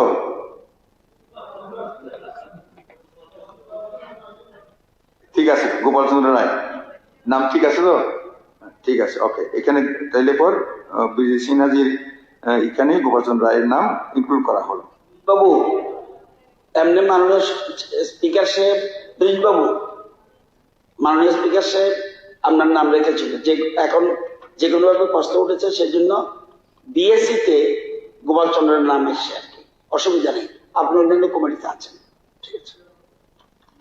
রুলস কমিটি শ্রী রামপদ জমাতে মাননীয় অধ্যক্ষ এক্স অফিসিও সদস্য, শ্রী রামপ্রসাদ পাল মাননীয় উপাধ্যক্ষ এক্স অফিসিও সদস্য, শ্রী জিতেন চৌধুরী মাননীয় বিরোধী দল নেতা সদস্য, শ্রীমতী কল্যাণী সাহারায় সরকারি মুখ্য সচেতক সদস্য, শ্রী বিনয়ভূষণ দাস সদস্য, শ্রী রঞ্জিত দাস সদস্য, শ্রী চিত্তরঞ্জন দেববর্মা সদস্য, সুবোধ দেববর্মা সদস্য, সুদীপ সরকার সদস্য। ত্রিপুরা বিধানসভার কার্য পরিচালনা বিধির 259 ধারা মোতাবেক অধ্যক্ষ মহোদয় রুলস কমিটির চেয়ারম্যান হিসেবে নিযুক্ত হয়ে থাকেন। Committee on privileges Shri Jitendra Majumdar সদস্য, শ্রীমতী কল্যাণী সাহারায় সদস্যা, শ্রী রঞ্জিত দাস সদস্য, শ্রী অভিষেক দেবরায় সদস্য, সুশান্ত দেব সদস্য, রঞ্জিত দেববর্মা সদস্য, মানব দেববর্মা সদস্য, অশোক চন্দ্র মিত্র সদস্য, চন্দ্র নাথ সদস্য। ত্রিপুরা বিধানসভার কার্য পরিচালন ও নিয়মাবলী বিধির 204 নম্বর ধারার 1 উপধারা অনুসারে আমি মাননীয় সদস্য শ্রী জিতেন্দ্র মজুমদারকে কমিটি অন প্রিভিলেজেস এর চেয়ারম্যান নিযুক্ত করছি। লাইব্রেরি কমিটি শ্রীমতী স্বপ্না দেববর্মা সদস্যা, পিনাকি দাস চৌধুরী সদস্য, যাদবলাল নাথ সদস্য, জিতেন্দ্র মজুমদার সদস্য, পাতানলাল জমাতিয়া সদস্য, মানব দেববর্মা সদস্য, বিরজিৎ সিনহা সদস্য, নির্মল বিশ্বাস সদস্য, শৈলেন্দ্র চন্দ্রনাথ সদস্য। ত্রিপুরা বিধানসভার কার্য পরিচালনা ও নিয়মাবলী বিধির 204 নম্বর ধারার 1 উপধারা অনুসারে আমি মাননীয় সদস্যা শ্রীমতী স্বপ্না দেববর্মাকে লাইব্রেরি কমিটির চেয়ারপারসন নিযুক্ত করছি। Committee on delegated legislation Shri Binoybhushan Dasji সদস্য, রঞ্জিত দাস সদস্য, শ্রীমতী অন্তরা সরকার দেব সদস্যা, শ্রীমতী মীনারানী সরকার সদস্যা, মাইলা প্রমুখ সদস্য, চিত্তরঞ্জন দেববর্মা সদস্য, বিশ্বজিৎ কলই সদস্য, সুদীপ সরকার সদস্য, শ্রী রামু দাস সদস্য। ত্রিপুরা বিধানসভার কার্য পরিচালন ও নিয়মাবলী বিধির 204 নম্বর ধারার 1 উপধারা অনুসারে আমি মাননীয় সদস্য শ্রী বিনয়ভূষণ দাসকে কমিটি অন ডেলিগেটেড লেজিসলেশনস এর চেয়ারম্যান নিযুক্ত করছি। Committee on governments assurance Shri Ranjit Debbarma সদস্য, শ্রী মনোজ কান্তি দেব সদস্য, রঞ্জিত দাস সদস্য, শ্রী স্বপ্না দেববর্মা সদস্যা, শ্রী ফিলিপ কুমার রিয়াং সদস্য, শ্রী পাঠানলাল জমাতিয়া সদস্য, শ্রী বিজিত সিনহা সদস্য, রামু দাস সদস্য, শ্রী নরেন সরকার সদস্য। ত্রিপুরা বিধানসভার কার্য পরিচালন ও নিয়মাবলী বিধির 204 নং ধারার 1 উপধারা অনুসারে আমি মাননীয় সদস্য শ্রী রঞ্জিত দেববর্মাকে কমিটি অন গভর্নমেন্টস অ্যাসুরেন্স এর চেয়ারম্যান নিযুক্ত করছি। 7 number committee on petitions Shrimati Kalyani Saharoy সদস্যা, শ্রী প্রমোদ রিয়াং সদস্য, শ্রী পিনাকি দাস চৌধুরী সদস্য, শ্রীমতী অন্তরা সরকার দেব সদস্যা, শ্রীমতী নন্দিতা দেববর্মা রিয়াং সদস্যা, শ্রী ফিলিস কুমার রিয়াং সদস্য, শ্রী বিজিৎ সিনহা সদস্য, শ্রী অশোক চন্দ্র মিত্র সদস্য, নির্মল বিশ্বাস সদস্য। ত্রিপুরা বিধানসভার কার্য পরিচালনা ও নিয়মাবলী বিধির 204 নম্বর ধারার 1 উপধারা অনুসারে আমি মাননীয় সরকারি মুখ্য সচেতক শ্রীমতী কল্যাণী সাহারাইকে কমিটি অন পিটিশনস এর চেয়ারপারসন নিযুক্ত করছি। Committee on absence of members from the sitting of the house Shri Manoj Kanti Deb সদস্য, যাদবলাল নাথ সদস্য, শ্রীমতী স্বপ্না মজুমদার সদস্যা, শ্রীমতী অন্তরা সরকার দেব সদস্যা, মাইলা প্রমুখ সদস্য, শ্রীমতী স্বপ্না দেববর্মা সদস্যা, চন্দ্রমাণিক ত্রিপুরা সদস্য, ইসলামউদ্দিন সদস্য, শ্রী সুদীপ সরকার সদস্য। ত্রিপুরা বিধানসভার কার্য পরিচালন ও নিয়মাবলীর বিধির 204 নং ধারার 1 উপধারা অনুসারে আমি মাননীয় সদস্য Shri Manoj Kanti Deb committee on absence of members from the sitting of the house এর চেয়ারম্যান নিযুক্ত করছি। হাউস কমিটি শ্রী পিনাকি দাস চৌধুরী সদস্য, প্রমোদ রিয়াং সদস্য, রঞ্জিত দাস সদস্য, সুশান্ত দেব সদস্য, তপজল হোসেন সদস্য, রঞ্জিত দেববর্মা সদস্য, সবুজ দেববর্মা সদস্য, শ্রী দীপঙ্কর সেন সদস্য, নয়ন সরকার সদস্য। ত্রিপুরা বিধানসভার কার্য পরিচালনা নিয়মাবলী বিধির 204 নং ধারার 1 উপধারা অনুসারে আমি মাননীয় সদস্য শ্রী পিনাকি দাস চৌধুরীকে হাউস অব কমিটিস এর চেয়ারম্যান নিযুক্ত করছি। এথিক্স কমিটি শ্রী রামপ্রসাদ পাল মাননীয় উপাধ্যক্ষ এক্স অফিসিও সদস্য, শ্রীমতী কল্যাণী সাহারায় সরকারি মুখ্য সচেতক সদস্যা, শ্রী মনোজ কান্তি দেব সদস্য, শ্রীমতী অন্তরা সরকার দেব সদস্যা, শ্রী অভিষেক দেবরায় সদস্য, শ্রীমতী নন্দিতা দেববর্মা রিয়াং সদস্যা, সুবোধ দেববর্মা সদস্য, দীপঙ্কর সেন সদস্য, শ্রী ইসলামউদ্দিন সদস্য। ত্রিপুরা বিধানসভার কার্য পরিচালনা ও নিয়মাবলী বিধির 277 এর ধারা মোতাবেক উপাধ্যক্ষ মহোদয় এথিক্স কমিটির চেয়ারম্যান হিসাবে নিযুক্ত হয়ে থাকেন। announcement by the announcement. Honorable Honorable members, in pursuance of Rule 11 of the Rules of Procedure and Conduct of Business in the Tripura Legislative Assembly, I have formed panel of chairmen with the following members for the period until a new panel of chairmen is nominated to preside over the meeting of the Tripura Legislative Assembly in absence of Speaker and Deputy Speaker. Name of members are Shri Binibhushan Das, Shri Ranjit Das, Shri Chittaranjan Devvarma, Shri Shamal Chakraborty.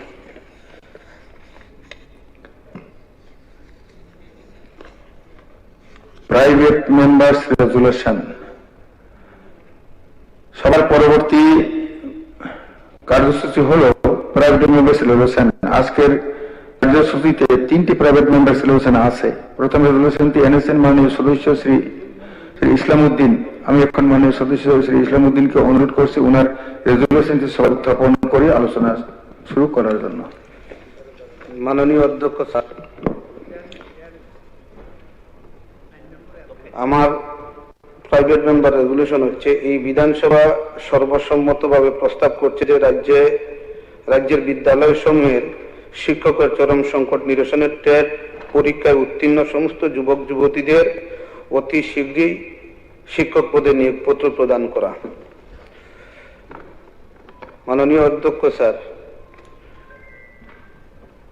রাজ্যের বর্তমান শিক্ষা সংকট দূরীকরণ এবং যোগ্য শিক্ষক নিয়োগের বিষয়ে জরুরি পদক্ষেপ গ্রহণের জন্য আমি আজকের এই সদনে যে বিষয়টা বলতে চাই, শিক্ষাই জাতির মেরুদণ্ড, এই মৌলিক সত্য আজ আমাদের রাজ্যে প্রশ্নের মুখে। শিক্ষা পরিকাঠামোর বেহাল অবস্থা,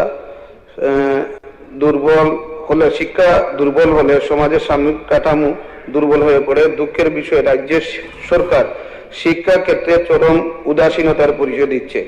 মাননীয় অধ্যক্ষ মহোদয়, আমাদের রাজ্যে বর্তমানে প্রায় 355টি প্রাথমিক ও আপার প্রাথমিক বিদ্যালয়ে মাত্র একজন শিক্ষক দিয়ে পাঠদান চলছে। যেমন দোলাই জেলায় 192টি, উত্তর ত্রিপুরায় 61টি, ঊনকোটিতে 10টি, গোমতীতে 24টি, দক্ষিণ জেলায় 48টি, সিপাহী জেলায় 2টি, পশ্চিম জেলায় 2টি স্কুলে মাত্র একজন করে শ্রেণী শিক্ষক রয়েছেন। তো আমাদের রাজ্যে, এছাড়া আমাদের রাজ্যে যে এডিসি এলাকায় রয়েছে সেখানে যে শিক্ষার চিত্র, যে ব্যবস্থা আরো শোচনীয়। এডিসি এলাকায় মোট 1347টি প্রাইমারি স্কুল রয়েছে। এই স্কুলগুলিতে ছাত্রছাত্রীর সংখ্যা প্রায় 30,000-এর উপর, অত শিক্ষক শিক্ষিকার সংখ্যা হচ্ছে 3504 জন।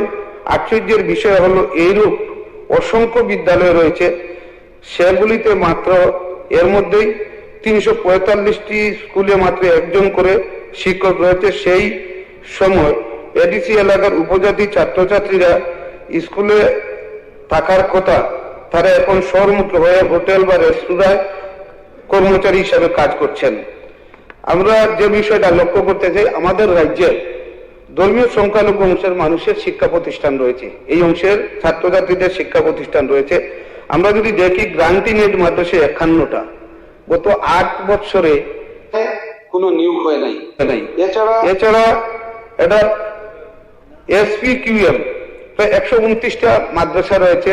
এই প্রকল্পের মাধ্যমে সেখানে শিক্ষক নিয়োগ হয়, কিন্তু সেখানে কোনো ধরনের পেনশন ব্যবস্থা নেই, অন্যান্য সুযোগ সুবিধা নেই। এখানে প্রচুর শিক্ষকরা তারা অবসরে চলে গেছেন। এই যে 129টা মাদ্রাসা এবং গ্রান্টি নেই 51টা মাদ্রাসা, প্রচুর শিক্ষক অবসরে চলে গেছেন, কিন্তু গত 8 বছরে এই প্রতিষ্ঠানগুলিতে কোনো নিয়োগ হয়নি। এতে আমাদের রাজ্যের যে শিক্ষা ব্যবস্থার বেহাল চিত্র যেটা ফুটে উঠছে, যেটা বিধানসভায় বিভিন্ন সময়ে রাজ্য সরকারের পক্ষ থেকে যে তথ্য দেওয়া যায় তার তথ্যের ভিত্তিতে এই রিপোর্ট। অন্যদিকে আমরা দেখছি হাজার হাজার শিক্ষিত বেকার যুবক যুবতী আজ ভবিষ্যৎ নিয়ে অনিশ্চয়তায় ভুগছেন। টেট পরীক্ষা উত্তীর্ণ হওয়ার জন্য তাদের কঠোর পরিশ্রম করতে হয়। আবেদন, লিখিত পরীক্ষা, সাক্ষাৎকার, নথি যাচাইয়ের দীর্ঘ প্রক্রিয়া পেরিয়ে তারা যোগ্যতা অর্জন করেন। কিন্তু আমাদের রাজ্যে আমরা যদি লক্ষ্য করি, গত 8 বছরে আমাদের রাজ্যে শিক্ষিত অনেক বেকার যুবক যুবতীরা আমাদের রাজ্যের বাইরে, বিশেষ করে বেঙ্গালুরু, চেন্নাই, মহারাষ্ট্র এই সমস্ত রাজ্যে তারা নিজের পরিবারের আর্থিক সংস্থানের জন্য তারা যাচ্ছেন। বিভিন্ন সময়ে দুর্ঘটনাজনিত কারণে তাদের ডেড বডি আমাদের রাজ্যে আসছে। আমরা দেখেছি আসাম রাজ্যে এ ধরনের প্রচুর শিক্ষিত যুবক যুবতীরা রয়েছেন, সেখানে তাদের ডেড বডি নিয়ে আসার ক্ষেত্রে রাজ্য সরকারের তরফ থেকে শ্রদ্ধাঞ্জলি একটা স্কিমের মাধ্যমে সেখানে রাজ্য সরকারের পক্ষ থেকে সেখানে সাহায্য করা হয়। কিন্তু আমাদের রাজ্যে যে কর্মসংস্থানের যে বেহাল অবস্থা, এই অবস্থা আমাদের রাজ্যের শিক্ষিত বেকার এবং অর্ধশিক্ষিত বেকার প্রায় 8 বছর থেকে তাদের কর্মসংস্থানের কোনো ব্যবস্থা নেই। বলা হয়েছিল ঘরে ঘরে রোজগার হবে, সমস্ত নিয়মিত কর্মচারীদের নিয়মিত করা হবে। আজকে তারা দিশাহারায় আমাদের রাজ্যের বাইরে রয়েছেন। 2025 সালে যে বিষয়টা লক্ষণীয়, টেট পরীক্ষার 1-এর 368 জন, টেট 2-তে 1488 জন উত্তীর্ণ হয়েছেন। যদিও সরকারের টেট 1-এ 1037 জন, টেট 2-তে 1020 জন নিয়োগের বিজ্ঞপ্তি দিয়েছিলেন, কিন্তু বাস্তবে বহু শূন্য পদ রয়েছে, যেটা আপনাদের দেওয়া তথ্য অনুসারে শিক্ষা দপ্তরে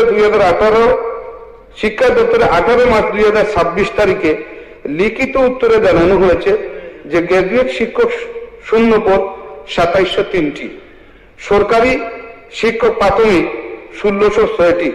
এছাড়া পূর্ববর্তী বিধানসভায় প্রদত্ত তথ্যে দেখা গেছে এলিমেন্টারি শিক্ষায় শূন্য পদ 6960টি, সেকেন্ডারি শিক্ষায় 3599টি, হায়ার এডুকেশনে 1009টি। এই তথ্য রাজ্য সরকারের পক্ষ থেকে যে তথ্য বিভিন্ন সময়ে দেওয়া হয়েছে তার ভিত্তিতে এই তথ্যগুলির মধ্যে অসঙ্গতি রয়েছে, যা দপ্তরগুলির মধ্যে সমন্বয়ের অভাব।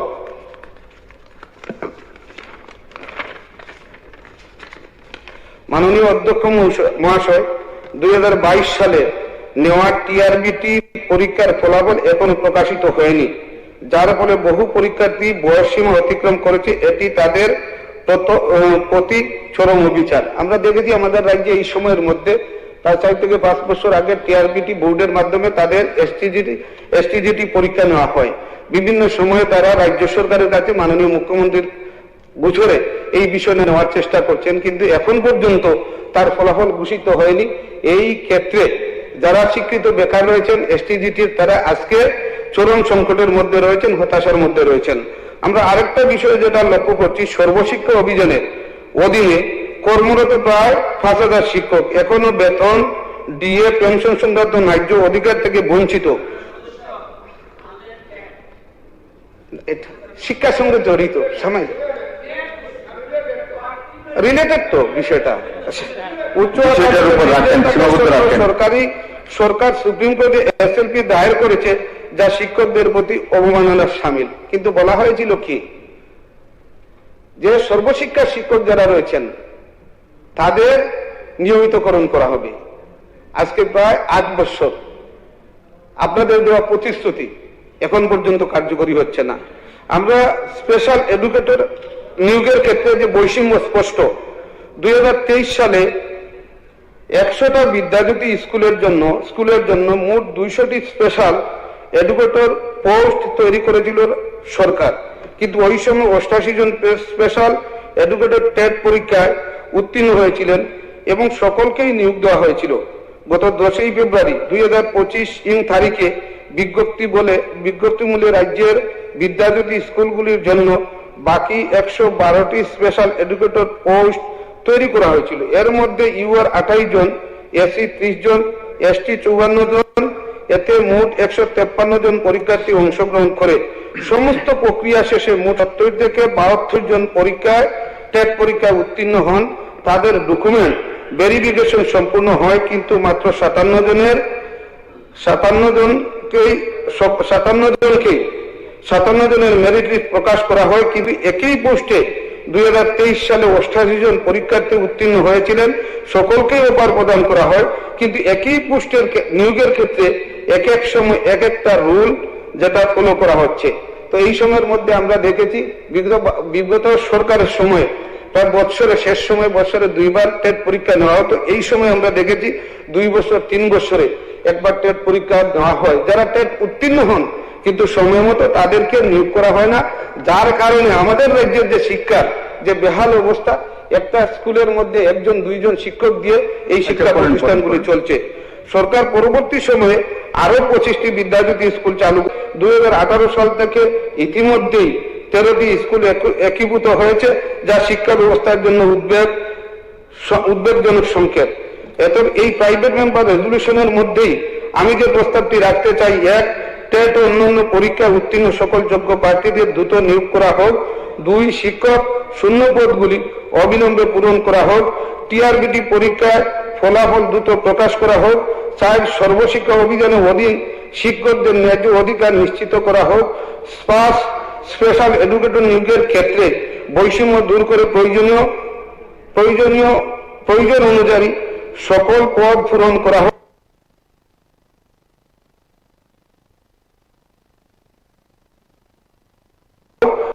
শিক্ষার পরিকল্পনা গ্রহণ করা হোক।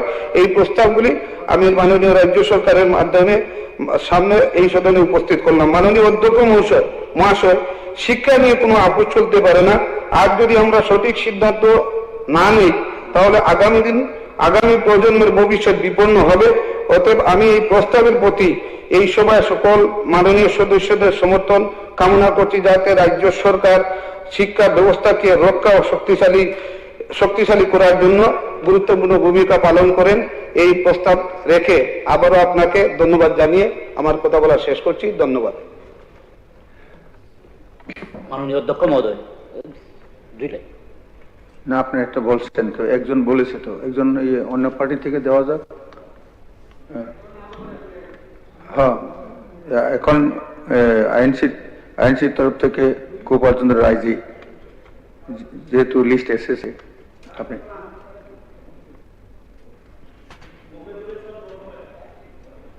মাননীয় অধ্যক্ষ মহোদয়, আজকে যে বিধানসভায় মাননীয় সদস্য ইসলামউদ্দিন মহোদয় যেটা এনেছেন, এটা অতীব গুরুত্বপূর্ণ এবং প্রণিধানযোগ্য। আমি মনে করি রাজ্য সরকারের যারা আছেন ট্রেজারি বেঞ্চ, আমি ধন্যবাদ জানাবো বিশেষভাবে রতনবাবুকে। He is the architect of this ministry. উনি যে কোনো সংশোধনী প্রস্তাব আনেননি, তার জন্য ধন্যবাদ জানাচ্ছি। আমি বলবো টেট 1 এবং টেট 2 যারা পরীক্ষা পাশ করে আছে, in spite of vacancies, thousands of vacancies, both the primary, elementary and secondary and higher education এ তো বললো, এটা আমি আনছি না, 3টা primary, elementary and secondary education প্রচুর পোস্ট খালি। ইভেন 10,323 যে ভ্যাকেন্সি ছিল এখন অবধি সেগুলি পূরণ করা হয়নি। এবং এই সঙ্গে আমি বলবো, আমি মনে করি আপনারা আহত হবেন না, কারণ টেট পরীক্ষা যারা দিচ্ছে তারা ট্রেনিং পাস করে, পরীক্ষা দিয়ে, টেট দিয়ে পাস করেছে, তাদেরকে রেগুলার বেসিসের ভ্যাকেন্ট পোস্টের এগেনস্টে স্যার পার্ট টাইম মানে ফিক্সড পেতে দেওয়া, এটা বাঞ্ছনীয় নয়। এটা আপনাদের বিবেচনার জন্য রাখছি। আমি বলবো যা প্রাইমারি লেভেলে অনেক স্কুল আছে, বিশেষ করে আপনার টিডিএ, ডিসি এলাকায় আছেন, এখন নির্বাচন চলছে, অনেক কথা বলবেন, কিন্তু ফ্যাক্টস রিমেইন, আপনারা স্বীকার করবেন যে এখানে অনেক স্কুল আছে। Sir, you are experienced in this matter. অনেক স্কুল আছে যেখানে একজন টিচার 5টা ক্লাস, ওইখানে অন্তত ফুলফিল করুন। 5টা টিচার, 5টা ক্লাস থাকলে 6 জন টিচারের দরকার, কারণ একজন অ্যাবসেন্স থাকলে এটা অন্যরা এটা পূরণ করতে পারে। আমি বলবো স্যার, এটা ইনহিউম্যান মানে অ্যাটিটিউড অফ দ্য গভর্নমেন্ট। আমি অনুরোধ করব ইমিডিয়েটলি যে পোস্টগুলি ভ্যাকেন্ট আছে, ক্রিয়েশন তো এই সরকার করবে না, আপনি ভ্যাকেন্ট পোস্টগুলি আপনার কাইন্ডলি পূরণ করুন। আমি টেটের যারা টেট পরীক্ষা দিয়ে 2 বছর 3 বছর বসে আছে, ইট ইজ আনফর্চুনেট, এটা হওয়া উচিত নয়। এবং ফিক্সড না, রেগুলার পে স্কেলে তাদের চাকরির ব্যবস্থা করুন প্লিজ। আমি রতনবাবুকে বলবো, আপনি একটু এটা এজ এ ভাইস চ্যান্সেলর আপনি একটু দেখুন। মুখ্যমন্ত্রী তো আছে, মুখ্যমন্ত্রী আপনি তো ব্রিফ করেন, আপনি যেভাবে বলেন সেভাবে চলে। আমার ধারণা, I may be wrong with fold hand, আমি বলছি আই মে বি রং, কিন্তু আপনার যে ভাইস চ্যান্সেলরশিপ তো অ্যাপ্রিসিয়েটেবল, এবং আমি মাননীয় মুখ্যমন্ত্রী আছেন, আমি বলবো যে এই টেট উত্তীর্ণ লোকদের টেট 1 এবং টেট 2 প্লিজ ইমিডিয়েটলি করুন for the benefit of the state, for the benefit of the young student, child স্টুডেন্টদের আপনারা শেষ করে দিচ্ছেন, তাদের শিক্ষক নেই, এইভাবে কিভাবে চালাচ্ছেন আমি জানি না। আমি বলবো, আমি হায়ার এডুকেশনের যিনি মন্ত্রী আছেন আমার খুব প্রিয়, আমি ওনাকে খুব ভালোবাসি, রেসপেক্ট করি, কিন্তু উনি বলছেন 301 জন পোস্ট খালি। How you are running the colleges? It is একটা মিরাকেল দেখাচ্ছেন। খাদ্য নাই, কিচ্ছু নাই, চাকরি নাই, বেকারদের কিছু নাই। না না, খাদ্য আছে রতন বাবু, যদি ফ্রি রেশন না দিতেন, গভর্নমেন্ট ফ্রি দিতেছে, আমি বলছি অনতিবিলম্বে এই মার্চের মধ্যে, এখানে বাজেটে টাকা আছে, মার্চের মধ্যে স্যার পয়েন্ট থেকে সরবেন না, শেষ করি। এইভাবে স্যার জবাই করবেন না, না জবাই গণতন্ত্রকে। আমি আপনাকে বলছি, আপনি এত অভিজ্ঞ, আমি রিকোয়েস্ট করছি, পয়েন্টের মধ্যে থাকবেন। টেট 1 টেট 2 তে যারা পাস করেছে মার্চের মধ্যে যাতে তাদের চাকরি ফুল স্কেলে তাদের চাকরি দেওয়া। ধন্যবাদ। ঠিক আছে। তো স্যার খাদ্য নাই, উনি যে বলে প্রাইমারি, এলিমেন্টারি, সেকেন্ডারি, উনি জানেনই যে প্রাইমারি এলিমেন্টারি এক কথা।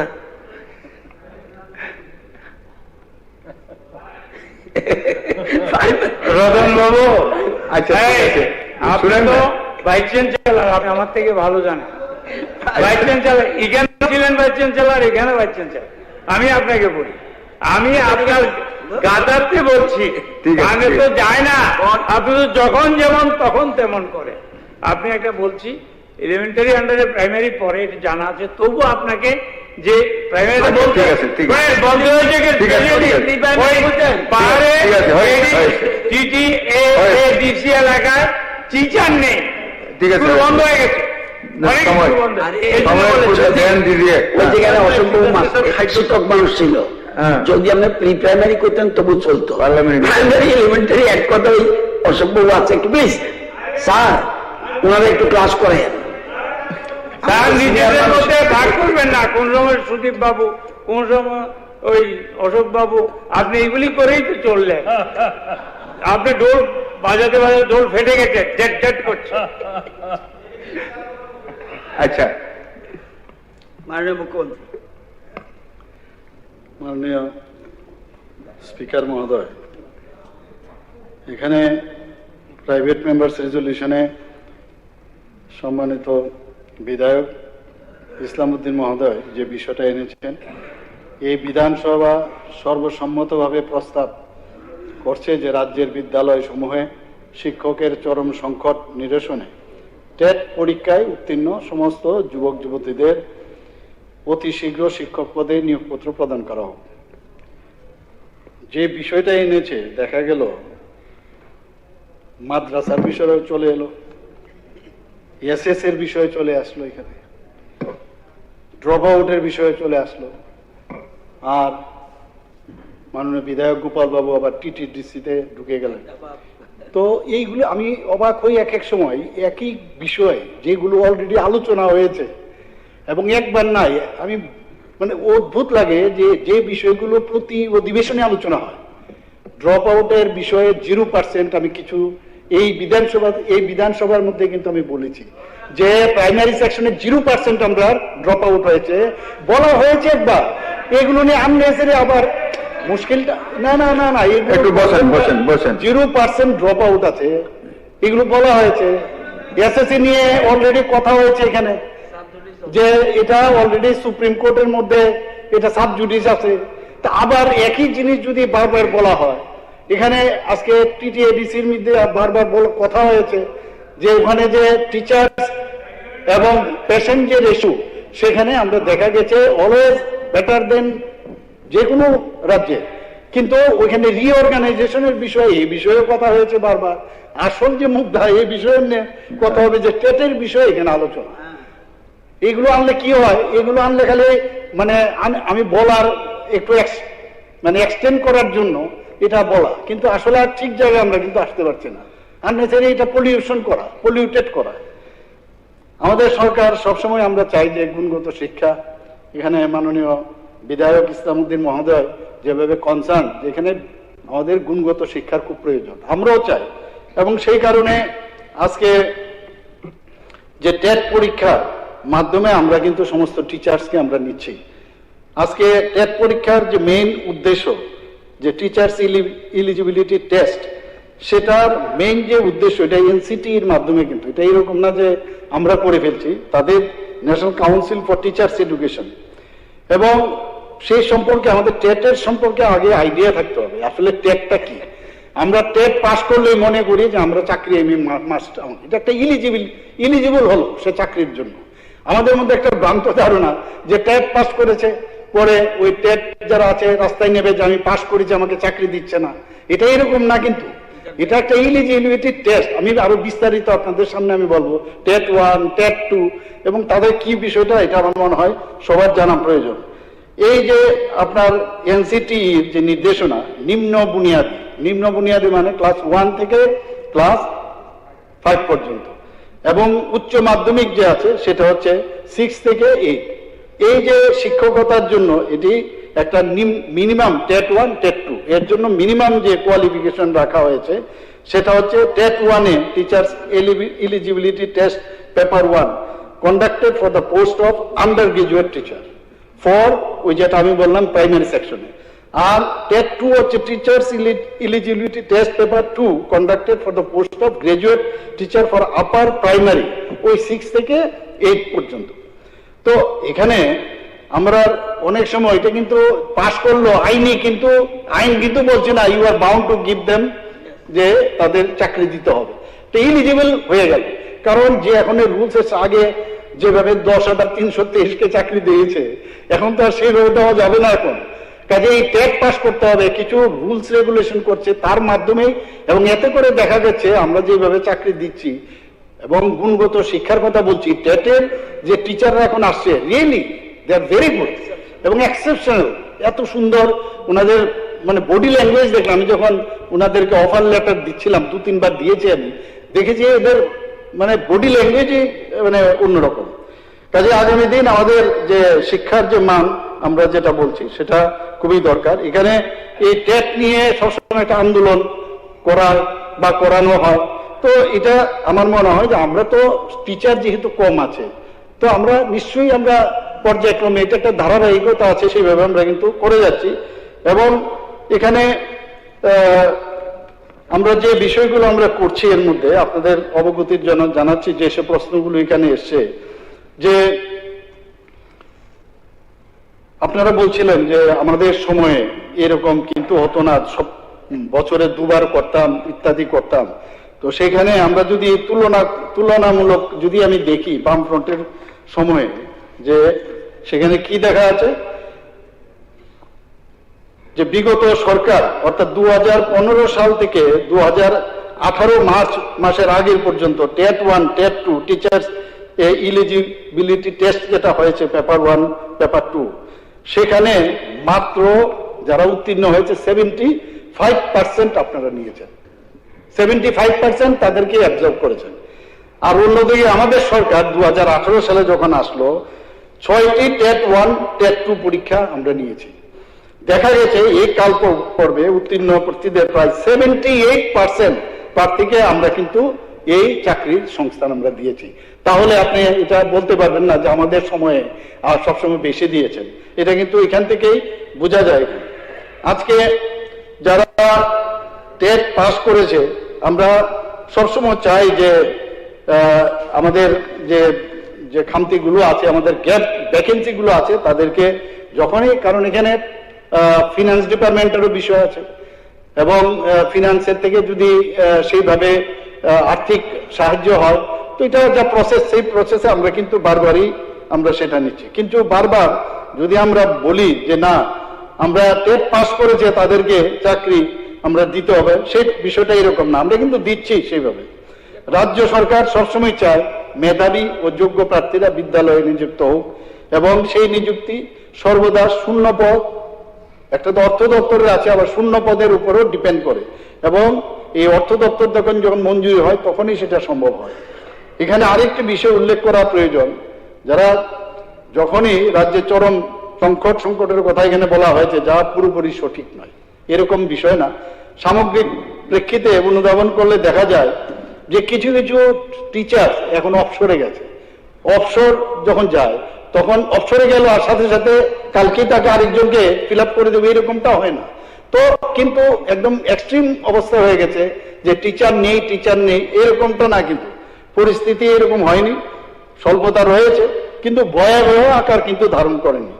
রাজ্য সরকার শিক্ষক নিয়োগকে একটি ধারাবাহিক প্রক্রিয়া হিসেবে আমরা সবসময় বিবেচনা করি এবং শূন্যপদ পূরণের মাধ্যমে গুণমান শিক্ষক, যেটা বললাম আমি, সেইভাবে বুনিয়াদী স্তরে এখন পর্যন্ত আমি একটু আগেও আমি বলি, ইতিপূর্বে যা আমি আগেও জানিয়েছি যে বুনিয়াদী স্তরে ক্লাস 1 থেকে 8 মোট 2056 জন, 1036 জন আন্ডার গ্রাজুয়েট টিচার 1 থেকে 5 এবং 1020 জন গ্রাজুয়েট টিচার আমরা 6 থেকে 8 পর্যন্ত শিক্ষক শিক্ষিকা নিয়োগের জন্য 14/11/2025 তারিখে আমরা অর্থ দপ্তর থেকে স্যাংশন নিয়েছি এবং মন্ত্রিসভার মধ্যে সেটা পাশ করিয়েছি। তো এই সিদ্ধান্তের পরিপ্রেক্ষিতে টিচার্স রিক্রুটমেন্ট বোর্ড, যেটা তাদের নিকট আমরা রিকুইজিশন লেটার আমরা প্রেরণ করেছি এবং যোগ্য যারা প্রার্থী তারা যে প্রাপ্তির সাপেক্ষে অত্যন্ত দ্রুততার সাথে তাদেরকে আমরা নিযুক্তি দেব। আমরা আরেকটা বিষয় আমার মনে হয় এটা আমার এখানে বলা উচিত, যদি TET 1 teachers eligibility test paper 1 ও টেট 2 পরীক্ষার সঙ্গে, যেটা আমি বললাম যে এটা কিন্তু যে শিক্ষক স্বল্পতা দূরীকরণের প্রশ্নে মধ্যশিক্ষা অধিকারের সেকেন্ডারি এডুকেশনের অধীনে নিয়োগ সংক্রান্ত বিষয় নিয়েও হাউসকে অবগত করানো উচিত। মধ্যশিক্ষা অধিকারের সেকেন্ডারি এডুকেশন অধীনে, যেটা এখানে টেটের বাইরেও কথা হয়েছে, যে বিদ্যালয়গুলিতে শিক্ষক সংকট দূর করার লক্ষ্যে দপ্তর ইতিমধ্যে স্পেশাল এডুকেটর পদে 57 জনকে নিয়েছে এবং ফিজিক্যাল এডুকেশন টিচার পদে 106 জনকে অফার প্রদান করা হয়েছে। এছাড়াও বিদ্যালয় মধ্যশিক্ষা অধিকারের অধীনে 700টি স্নাতক শিক্ষক, নবম দশম শ্রেণী, 915টি বিষয় শিক্ষকের এবং 118টি পিজিটি কম্পিউটার সায়েন্স পদে নিয়োগের জন্য টিচার্স রিক্রুটমেন্ট বোর্ড ত্রিপুরা সেখানে প্রস্তাব পাঠানো হয়েছে। ইতিমধ্যে টিআরবিটি উক্ত পদগুলি নিয়োগের পরীক্ষা গ্রহণ করেছে। আশা করা যায় অতি সত্বর এই পদগুলো শিক্ষক নিয়োগ করা হবে। কাজেই বলা যায় রাজ্যের কিছু ক্ষেত্রে পঠন পাঠনের প্রয়োজন, শিক্ষক স্বল্পতা যেমন একটি বাস্তব চিত্র, তেমনি নতুন নিয়োগের মাধ্যমে সেই স্বল্পতা দূরীকরণের সরকারের আন্তরিক প্রচেষ্টা রয়েছে এবং সক্রিয় প্রচেষ্টা রয়েছে। বুনিয়াদী স্তরে বর্তমানে নিয়োগ প্রক্রিয়ায় যে সামান্য বিলম্ব পরিলক্ষিত হয়েছে, মাননীয় বিধায়ক বলছিলেন, তার মূলে রয়েছে কিছু অনিবার্য আইনি জটিলতা। এটা বুঝতে হবে আমাদের। বিদ্যালয়ে বুনিয়াদী স্তরে শিক্ষক নিয়োগের জন্য national council for teachers education 2 বছরের ডিএলএড মানে ডিপ্লোমা ইন এলিমেন্টারি এডুকেশন বাধ্যতামূলক ঘোষণা করেছিল। পরবর্তী সময়ে কর্মরত শিক্ষকদের বাধ্যতামূলক প্রশিক্ষণের জন্য 2017 সালে 18 মাসের একটি কোর্স স্পেশাল প্রভিশন হিসেবে চালু করা হয়েছিল, সেটা আপনারা নিশ্চয়ই জানেন, এবং কর্মরত শিক্ষকদের প্রশিক্ষণের জন্য এনআইওএস অর্থাৎ national institute of open schooling এর দায়িত্ব পেয়েছিল। নির্দেশ ছিল 2019 সালের 31 মার্চের মধ্যে এই কোর্স সম্পন্ন করতে হবে। এখানে উল্লেখ্য যে এই যে এনআইওএস কর্তৃক 18 মাসের এই যে ডিএলএ কোর্স যারা করেছেন প্রার্থীরা যথাসময়ে প্রয়োজনীয় নথিপত্র দাখিল করতে না পারায় টিআরবিটি দ্বারা টেট সার্টিফিকেট প্রদান করা যায়নি। পরবর্তী সময়ে উক্ত প্রার্থীরা মাননীয় উচ্চ আদালতে 3টি মামলা, ওখানে WP(C) number 27 of 2026, 159 of 2026 and 603 of 2025 দায়ের করেন। মাননীয় উচ্চ আদালত অন্তর্বর্তী আদেশ নির্দেশ দিয়েছেন এই প্রার্থীদের নিয়োগ প্রক্রিয়ায় সাময়িকভাবে অংশগ্রহণের সুযোগ দিতে হবে। মাননীয় আদালতের এই নির্দেশ কার্যকর করতে গিয়ে টিআরবিটিকে অনলাইন আবেদনের সময়সীমা বাড়াতে হয়েছিল সেই মোতাবেক 12ই মার্চ 2026 তারিখ পর্যন্ত টিআরবিটি দপ্তরের প্রার্থীদের নথিপত্র যাচাই ও স্ক্রুটিনি প্রক্রিয়া সম্পন্ন হয়েছে। মামলাগুলো যেহেতু বিচারাধীন এবং বিষয়টি আদালতের রায়ের উপর নির্ভরশীল, তাই টিচার্স রিক্রুটমেন্ট বোর্ড ত্রিপুরা থেকে শিক্ষা দপ্তরের যোগ্য প্রার্থীদের চূড়ান্ত তালিকা প্রেরণে একটি আইনি জটিলতা সৃষ্টি হয়েছে। আমি দৃঢ়তার সাথে বলতে চাই, হাউসের মাধ্যমে, মাননীয় অধ্যক্ষ মহোদয় আপনার মাধ্যমে, আমাদের সরকার যুব সমাজের আবেগের প্রতি শ্রদ্ধাশীল। আমাদের এখানে যারা অপোজিশনে আছেন তারা তো বলেন খালি যে যুব সমাজ নিয়ে খুব চিন্তা করেন, কিন্তু আমরা কোনো অবস্থায় এমন না যে আমরা যুব সমাজ নিয়ে চিন্তিত নই, আমরাও বেশি বরং আরো চিন্তা করি, কারণ এখন যেহেতু আমরা দায়িত্বে আছি। বুনিয়াদী শিক্ষার অধিকার সুনিশ্চিত করতে এবং বিদ্যালয়গুলিতে যাতে শিক্ষক সংকট আরো তাড়াতাড়ি করে মোচন করা যায় তার জন্য আমাদের সরকার বদ্ধপরিকর। শিক্ষক সংকট নিরসন এবং যোগ্য বেকারদের কর্মসংস্থান, এই দুই সংকল্পেই আমাদের সরকার অবিচল। যেহেতু নিয়োগের বিষয়টি মাননীয় উচ্চ আদালতের বিবেচনাধীন, তাই এই প্রাইভেট মেম্বার রেজলিউশন খারিজ করা হল। ধন্যবাদ।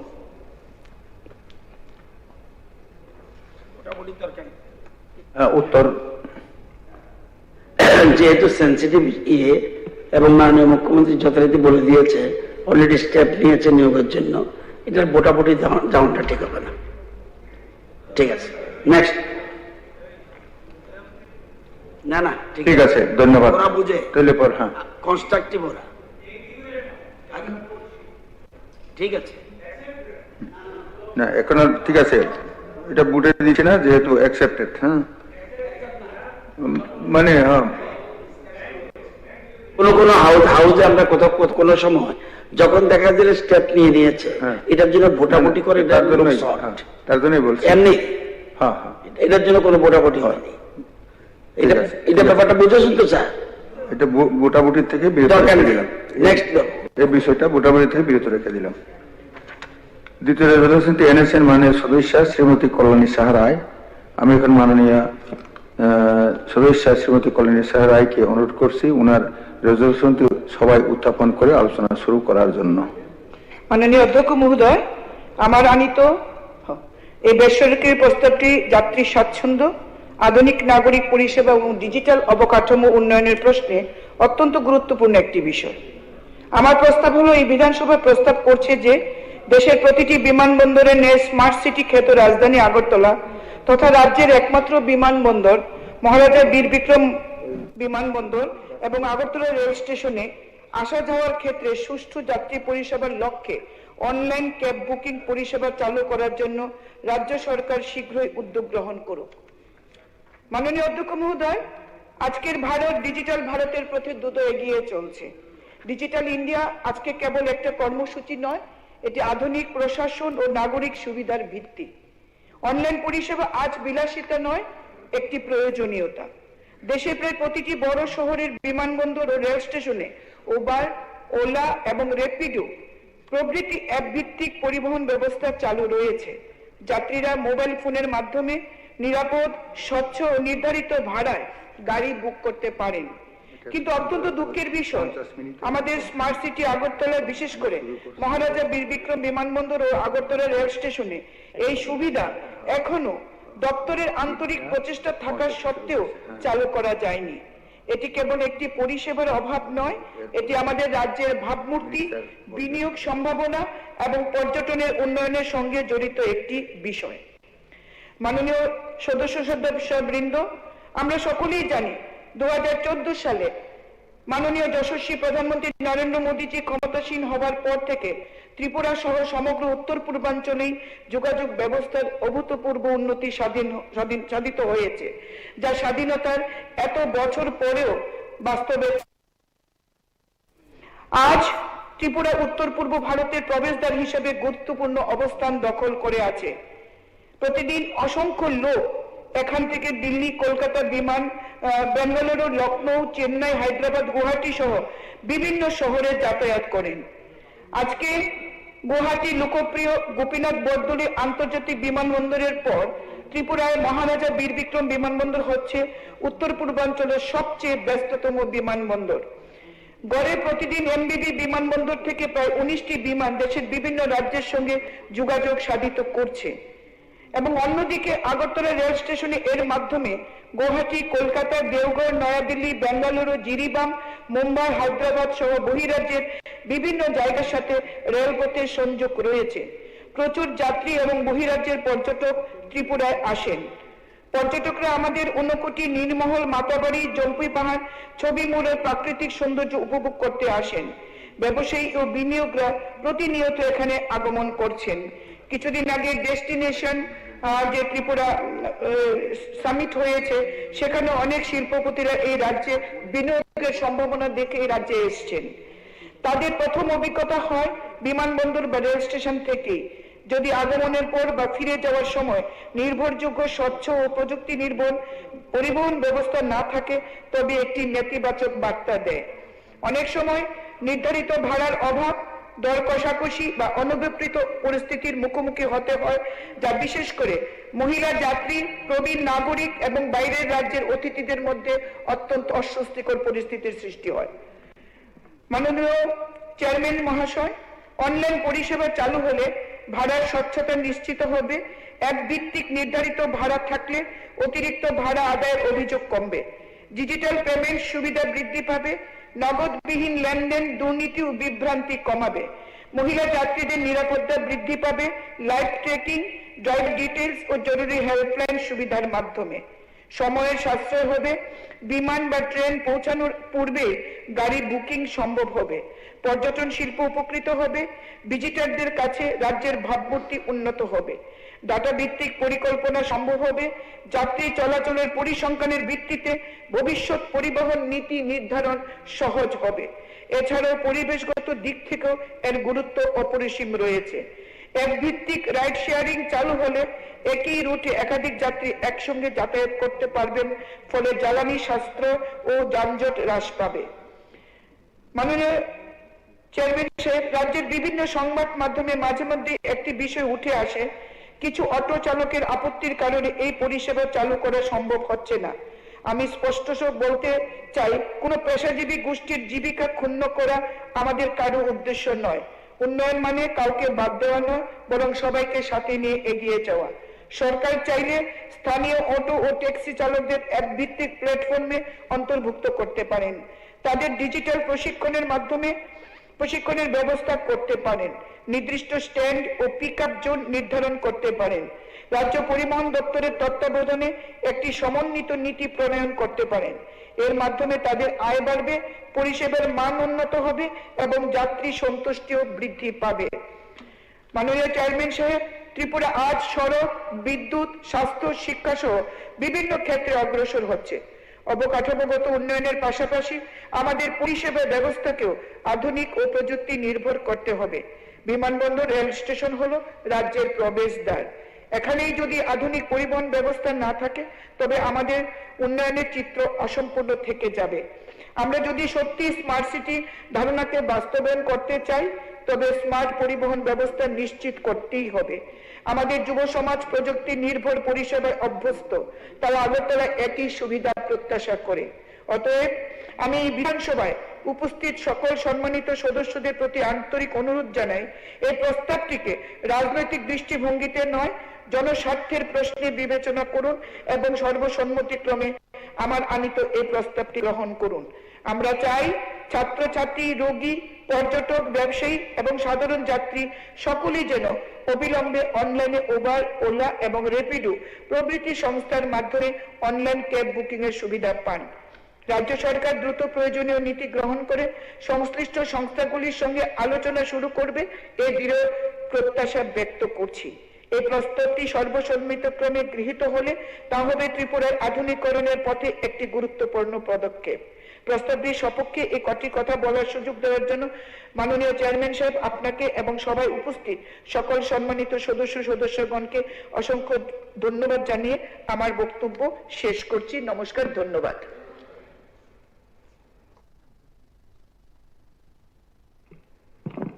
এখন এ বিষয়ে অন্য কোন সদস্যরা আলোচনা না করলে, মাননীয় চেয়ারম্যান সাহেব, আজকে প্রাইভেট মেম্বার রেজলিউশন বিলে যে ম্যাটারটা মাননীয় বিধায়িকা কল্যাণী সাহারাইজি উঠিয়েছেন, সেটা অত্যন্ত গুরুত্বপূর্ণ এবং সময়োপযোগী। মহারাজা বীর বিক্রম ইন্টারন্যাশনাল এয়ারপোর্ট থেকে আগরতলা রেল স্টেশনের মধ্যে যোগাযোগের সত্যিই ব্যবস্থা বর্তমানে নেই। যেটুকু রয়েছে তার মধ্যে বার্গেনিং, টাইম ওয়েস্টিং হচ্ছে রেগুলারলি, এবং উনি যে প্রপোজালটা রেখেছেন সেই প্রপোজালকে সম্পূর্ণ সমর্থন করে আমি সঙ্গে এড করব, শুধু বিমানবন্দর এবং রেল স্টেশনের মধ্যে যাতে সার্ভিস সীমিত না থাকে, এন্টার আগরতলা সিটির মধ্যে যাতে এই যে ক্যাব বুকিং এর ফেসিলিটি সেটা যাতে সম্প্রসারিত করা হয়। এটা অত্যন্ত গুরুত্বপূর্ণ, সময় উপযোগী। একদিকে যেমন আমাদের ত্রিপুরাতে ট্যুরিস্ট ইন্ডাস্ট্রি বৃদ্ধি করার জন্য যেভাবে বাইরে থেকে ট্যুরিস্টদের ফুটফল বৃদ্ধি হবে, সেক্ষেত্রে এয়ারপোর্টে আসার পর বিভিন্ন জায়গাতে যাওয়ার জন্য যদি ওরা এই অটোর জন্য বাইরে লাইনে দাঁড়িয়ে থাকতে হয়, যদি এয়ারপোর্টের মধ্যে এসে যদি বুকিং অনলাইনে করতে না পারেন, সেটা একদিকে যেমন আমাদের ত্রিপুরা ট্যুরিস্ট ইন্ডাস্ট্রির প্রতি তাদের একটা নেগেটিভ চিন্তা যাবে, তাছাড়াও বিজনেস পারপাসে এবং আমরা যারা রয়েছি বিভিন্ন সময় আমাদের অফিসিয়াল কাজে বা চিকিৎসার ক্ষেত্রে যখন আমরা বহিরাজ্যে যাই, আমাদের সত্যিই খুব অসুবিধার মধ্যে পড়তে হয়। জাস্ট বিধানসভার একদিন আগেই আমি ছিলাম তখন ধর্মনগরে, আমার ওয়াইফ ফোন করছেন আমার শ্বশুর মশাইকে নিয়ে উনি যাবেন দিল্লিতে ট্রিটমেন্টের জন্য। যে আমি তো অনেকক্ষণ থেকে ট্রাই করছি অনলাইন বুকিং করার জন্য উবের দিয়ে, আমি উবের তো এয়ারপোর্টের জন্য পাচ্ছি না। আমি বলছি উবের তুমি পাবে না, তুমি ইয়েতে চলে যাও, এই এমএলএ হোস্টেল থেকে আইএলএস হসপিটালে যাও, আইএলএস হসপিটালের সামনে যদি যাও তাহলে তুমি এখানে অটো পেয়ে যাবে, ওখান থেকে চলে যাও। তো এই যে সমস্যাটা, এটা অনেক আগেই এটা সলভ হওয়া উচিত ছিল, যেহেতু হয়নি। আজকে এই গুরুত্বপূর্ণ প্রপোজাল যে বিধায়িকা রেখেছেন, আমি এটাকে সম্পূর্ণ সমর্থন করে এই প্রস্তাব যাতে ইমিডিয়েট লাগু করা যায়, তার জন্য গভর্নমেন্ট যাতে ইমিডিয়েট তার ব্যবস্থা করে, সেই আবেদন রেখে আবারও মাননীয় বিধায়ককে আমার থ্যাংক ইউ জানিয়ে আমার আলোচনা শেষ করছি। নমস্কার।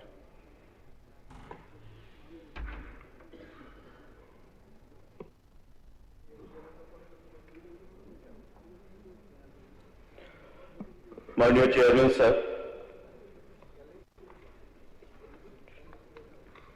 श्रीमती कल्याणी राय, चीफ হুইপ ত্রিপুরা বিধানসভা আনিত যে প্রাইভেট মেম্বার রেজলিউশন, রাজ্যের একমাত্র বিমানবন্দর মহারাজা বীর বিক্রম বিমানবন্দর এবং আগরতলা রেল স্টেশনে আসা যাওয়ার ক্ষেত্রে সুষ্ঠু যাত্রী পরিষেবার লক্ষ্যে অনলাইন ক্যাব বুকিং পরিষেবা চালু করার জন্য সরকার শীঘ্রই উদ্যোগ গ্রহণ করুক। আমি শ্রীমতী কল্যাণী রায় মহোদয়াকে ধন্যবাদ জানাচ্ছি এই প্রাইভেট মেম্বার রেজলিউশন প্রস্তাব পেশ করার জন্য, এবং শৈলেন্দ্রনাথ মহোদয় যিনি বিরোধী দলের বিধায়ক তাকে সমর্থন করেছেন, ওনাকেও ধন্যবাদ জানাচ্ছি। এবং আমার বক্তব্যের শুরুতেই এই সভাকে আশ্বস্ত করছি যে আগামী কিছুদিনের মধ্যেই আমাদের পরিবহন দপ্তরের উদ্যোগে ত্রিপুরা রাজ্যের বিমানবন্দর এবং রেল স্টেশনে এই অনলাইন ক্যাব পরিষেবা আমরা চালু করব। ইতিমধ্যে পরিবহন secretary, IG law and order, SP traffic, অন্যান্য আধিকারিকদের নেতৃত্বে একটা কমিটি গঠন করা হয়েছে এবং তারা পুঙ্খানুপুঙ্খভাবে বিচার করে Tripura on demand transportation technology aggregator rules টোট্টা যা 2018 সালে চালু করা হয়েছিল এই অনলাইন পরিষেবা চালু করার লক্ষ্যে, সেটা কিছুটা অ্যামেন্ডমেন্ট আমরা করেছি, করে সেটাকে ল ডিপার্টমেন্টে প্রেরণ করা হয়েছে। ল ডিপার্টমেন্ট থেকে তাদের ভিউজ আসার পর আমরা ক্যাবিনেটের মাধ্যমে সঠিক সিদ্ধান্ত গ্রহণ করব এবং যে প্রাইভেট মেম্বার রেজলিউশন এনেছেন সেই সপক্ষে আমরা সেখানে সিদ্ধান্ত গ্রহণ করব। আমি এই হাউসকে তথা শ্রীমতী রায় এবং শৈলেন্দ্রবাবু যে প্রস্তাব বা এনেছেন এবং সমর্থন করেছেন, আগরতলা বিমানবন্দর এবং রেল আমাদের যে সেন্টার রয়েছে বাদারঘাটে, তা ছাড়া ত্রিপুরা রাজ্যে 13,652টি গাড়ি কিন্তু অনলাইন ক্যাব পরিষেবার আওতায় আছে। নীলজ্যোতি ট্রাভেলস, আমাদের র্যাপিডো, ওরা রাইড, উবের, এই যে সংস্থাগুলো টোটাল ত্রিপুরা রাজ্যে 13,652টি অনলাইন ক্যাব তারা 3 হুইলার্স, 2 হুইলার্স এবং 4 হুইলার্স হিসাবে অলরেডি আগরতলা শহরের বিভিন্ন জায়গায় তাদের পরিষেবা প্রদান করছে। আমাদের এয়ারপোর্টে 336 খানা প্রিপেড অটোরিকশা সার্ভিস প্রদান করছে এবং 55টা ট্যাক্সি সেখানে সার্ভিস প্রদান করছে। তারপরেও মাননীয় শ্রীমতী রায় যেটা বলেছেন যে কিছু কিছু ক্ষেত্রে আমাদের যারা প্রিপেড অটো পরিষেবা পালন করছে রেল স্টেশন এবং আমাদের এয়ারপোর্টে, সংবাদপত্রের মাধ্যমে অনেক সময় আমরা তাদের কিছু দৌরাত্মের খবরও আমরা পাই, বিভিন্ন সোশ্যাল মিডিয়াতেও আমরা পাই এবং তৎক্ষণাৎ কিন্তু দপ্তরের তরফ থেকে সেই বিষয়গুলো পুলিশকে সঙ্গে নিয়ে সুরাহা করার ব্যবস্থা আমরা করেছি। আগামী দিনেও আমরা সেটা করব। আমরা আশা করি ল ডিপার্টমেন্ট থেকে যে ভিউজটা আমরা পাবো সেটাকে নিয়ে আগামী কিছুদিনের মধ্যে ত্রিপুরা রাজ্যের এই যেটা প্রস্তাব আমাদের বিমানবন্দর এবং রেল স্টেশনে যে অনলাইন ক্যাব পরিষেবা সেটা আমরা চালু করব। আজকে এই প্রাইভেট মেম্বার রেজলিউশনকে তাই আমিও সমর্থন করছি এবং দুজন সদস্যকেই আমি অনেক অনেক ধন্যবাদ জ্ঞাপন করছি এবং ল ডিপার্টমেন্ট থেকে সেই প্রস্তাব এলে আমরা সেটা সর্বাত্মক সকলের জন্য আমরা যাত্রীদের জন্য উৎসর্গ করব। ধন্যবাদ। যেহেতু সদর্থক আলোচনা হয়েছে, ভোটাভুটির তো প্রয়োজন নেই, এটাও ভোটের দরকার নেই। সদর্থক আলোচনা যখন হবে ওইটাও সদর্থক আলোচনা করেছে মাননীয় মুখ্যমন্ত্রী, সুতরাং ভোটাভুটির দরকার নেই। আমরা পরেরটা পাস ফেল কিছু না। তৃতীয় রেজলিউশনটি এনেছেন মাননীয় সদস্য শ্রী প্রমোদ রিয়াং। আমি এখন মাননীয় সদস্য শ্রী প্রমোদ রিয়াংকে অনুরোধ করছি ওনার রেজলিউশনটি সভায় উত্থাপন করে আলোচনা শুরু করার জন্য। আমার প্রাইভেট মেম্বার রেজলিউশন হচ্ছে ত্রিপুরা সমন্বিত জৈব কৃষি মিশন বাস্তবের যথাযথ উদ্যোগ গ্রহণ করুক। Honorable Chairman, sir, the private member resolution I am moving today in the Assembly is deeply connected to future agriculture, economic policy, health and environmental protection of our state. The resolution is that the Assembly process that the state government take appropriate initiative to implement an integrated organic farming mission in Tripura. Honorable Chairman, sir, in the current world, agriculture is not just about food production. It is a vital pillar of public health, environmental protection, tackling climate change and economic self-reliance. The excessive use of chemical fertilizer and the pesticide is polluting soil, water, and air. Consequently, while soil fertility is decreasing, on the other hand, the risk of various complex diseases in the human body is increasing on the others. In this context, organic farming is the need of the hour. Organic farming is a method where natural ingredients are used to maintain soil health, conserve biodiversity, and ensure the production of toxic-free food. Our state of Tripura is geographically location with fertile soil, adequate rainfall, and the predominance of small and marginal farmers are highly favorable of the expansion of organic farming. Chairman, sir, Honorable Chairman, sir, Sikkim is a neighboring state in northeast India which has already earned praise from everyone as full organic state. Sikkim has proven that with well-planned policy and active participation of farmers, a state can move completely towards organic farming. Our Tripura is also capable of following the path. I am aware of that the state government has already started following this path, but this process must be taken forward on a large scale.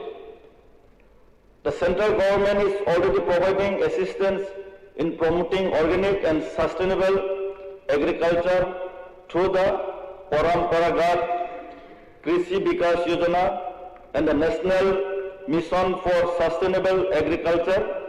Additionally, the Mission Organic Value Chain Development of Northeastern region has been specifically formulated for the Northeast. We can reap the benefits of all this project more organizedly if an integrated organic farming mission is formed at the state level. Objective of the mission, Honorable Chairman Sir, the global of this integrated organic farming mission should be: number 1, formation of block-based organic farming cluster; number 2, providing training, advice and technical assistance to farmers; number 3, establishing unit at the village level for the production of organic fertilizer and organic pesticides; number 4, simplifying the certification process; number 5, establishing a separate marketing system for the marketing and branding of organic products; number 3, increasing export potentially.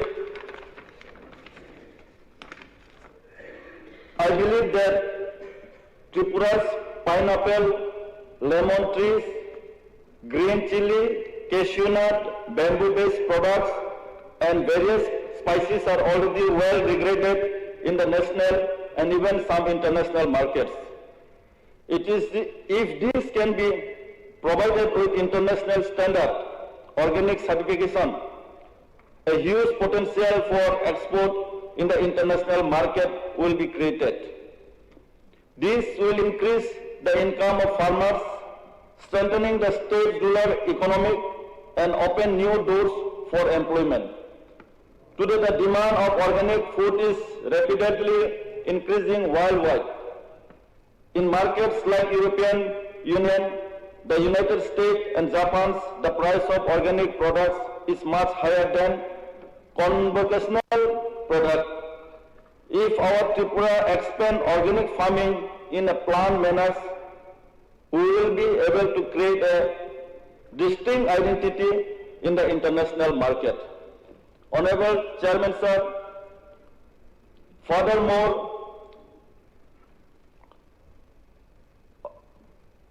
organic farming in eco-friendly, it increases the organic matters of the soil, improves water holding capacity and helps in carbon sequestration. Consequently, it can play an important role in tackling the adverse effect of climate change. Honorable Speaker, sir, many self-help groups and young men and women are in our states interested in agriculture and agro-based industries today.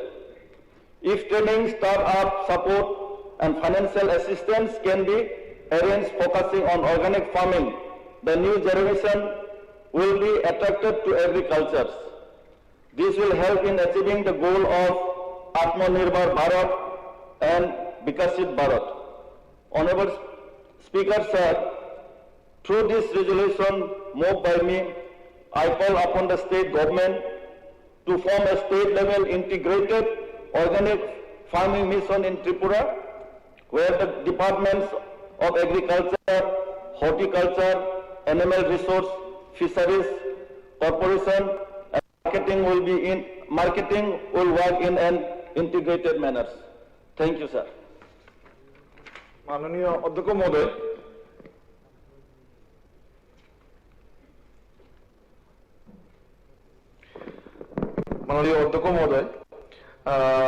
মাননীয় বিধায়ক Pramod Jiang মহোদয় যে বেসরকারি প্রস্তাব এনেছেন ত্রিপুরায় সমন্বিত জৈব কৃষি মিশন বাস্তবায়নের জন্য রাজ্য সরকার যথাযথ উদ্যোগ গ্রহণ করুক, খুব দারুণ একটি প্রস্তাব।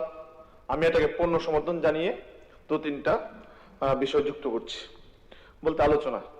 তো দেখুন, আমাদের জীবন জীবিকার জন্য সুস্বাস্থ্য থাকা খুবই প্রয়োজন, কারণ অর্গানিক যে ব্যাপারটা উনি তুলেছেন যে জৈব কৃষি মিশনের জন্য যে আমাদের অর্গানিক প্রোডাক্টগুলো ইউজ যদি করা হয়, বিশেষ করে কৃষিকাজের ক্ষেত্রে, তো আমাদের যা শাকসবজি খাই এখন, অনেক সময় বেগুন বলুন বা বিভিন্ন শাকসবজি আমরা যখন খাই এটার মধ্যে বিষের গন্ধ পাওয়া যায়, অনেক খারাপ এগুলোর মধ্যে খারাপ কেমিক্যাল ইউজ করা হয়। তো আমার মনে হয় যদি অর্গানিক পদ্ধতিতে চাষাবাদ করার জন্য কৃষকদের উৎসাহিত করা হয়, এবং মাননীয় কৃষিমন্ত্রী আছেন, কৃষকদের উৎসাহিত করার জন্য কৃষি দপ্তর থেকে বিভিন্ন অর্গানিক প্রোডাক্ট বিভিন্ন যাতে তারা স্বল্প দামে ক্রয় করতে পারেন, এবং সরকারি বিভিন্ন প্রতিষ্ঠান যে অফিসগুলো আছেন এগ্রিকালচার দপ্তরে, এখান থেকে যাতে অর্গানিক ভাবে কৃষি পদ্ধতি চালানোর জন্য উদ্যোগ গ্রহণ করা হয় এবং তাদেরকে কৃষকদের কিছু সহায়তা করা হয় আর্থিকভাবে বিভিন্ন অর্গানিক প্রোডাক্ট দিয়ে, তাহলে মনে হয় আমাদের রাজ্যের কৃষিক্ষেত্রে ব্যাপক উন্নয়ন সাধিত হবে। এবং আমাদের যে কৃষি প্রোডাক্টগুলা বাজারে বিক্রি হবে বা আমরা যারা খাবো এই কৃষিজ প্রোডাক্টগুলা, তাতে আমাদের স্বাস্থ্য ভালো থাকবে, রাজ্যও ভালো থাকবে, কৃষিও ভালো থাকবে। তাই মাননীয় প্রমোদ রিয়াং মহোদয় যে প্রস্তাব দিয়ে এনেছেন, যে বেসরকারি প্রস্তাব, এটাকে আমি পূর্ণ সমর্থন জানিয়ে আমি 2-4টে কথা বললাম। নমস্কার। একটু মাননীয় অধ্যক্ষ মহোদয়, ত্রিপুরায় সমৃদ্ধ জৈব কৃষি মিশন বাস্তবায়নের জন্য রাজ্য সরকার যথাযথ উদ্যোগ গ্রহণ করুক। মাননীয় বিধায়ক প্রমোদ রিয়াং যে প্রস্তাবটা এনেছেন, আমি তাকে পূর্ণ সমর্থন জানাই।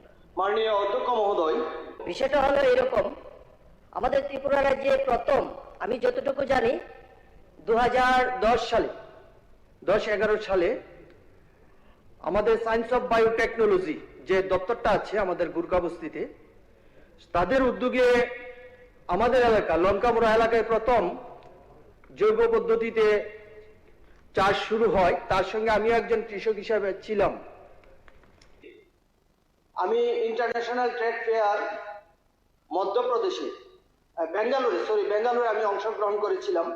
আমি দেখেছি বাইরের দেশগুলিও মানে এই বিষয়টার উপরে জৈব প্রযুক্তি ব্যবহার করে কিভাবে সবজি এবং বিভিন্ন সামগ্রী, বিশেষ করে কাপড় পর্যন্ত মানে তৈরি করতে পারে। মানে এটা ভাবা যায় না। আমি প্রথম অবাকই হয়েছিলাম যে কাপড় তৈরি হতে পারে। তো সেই ক্ষেত্রে আমরা সেই সময়ে নিয়ামসের উদ্যোগে আমাদের প্রজ্ঞা ভবনে অনেক সামিট হয়েছে, অনেক সভা হয়েছে আমাদেরকে ট্রেনিং দেওয়ার জন্য। পরবর্তী সময়ে আমাদের উদয়পুরে হয়েছে, তেলিয়ামুড়া হয়েছে, কুয়াই হয়েছে। আমার যতটুকু জানা এটাকে বিস্তার লাভ করা হয়েছিল ত্রিপুরা রাজ্যের মধ্যে। তবে সেটার ক্ষেত্রে আমরা অর্গানিক যে প্রোডাক্ট, আমি দেখেছি যে আমরা বাজারে যাই বেগুন কিনি, যে বেগুনটা চকচক করে, তার মধ্যে কীটনাশক সবচেয়ে বেশি থাকে। যে সবজি তার মানে কালারফুল হয়, তার মধ্যে মেডিসিন বেশি ইউজ থাকে। আর জৈব পদ্ধতিতে যেটা চাষ করা হয় তার তেমন কোনো কালারফুল হয় না, কিন্তু তার যে গুণাগুণ সম্পূর্ণ সেই জায়গার মধ্যে বজায় থাকে।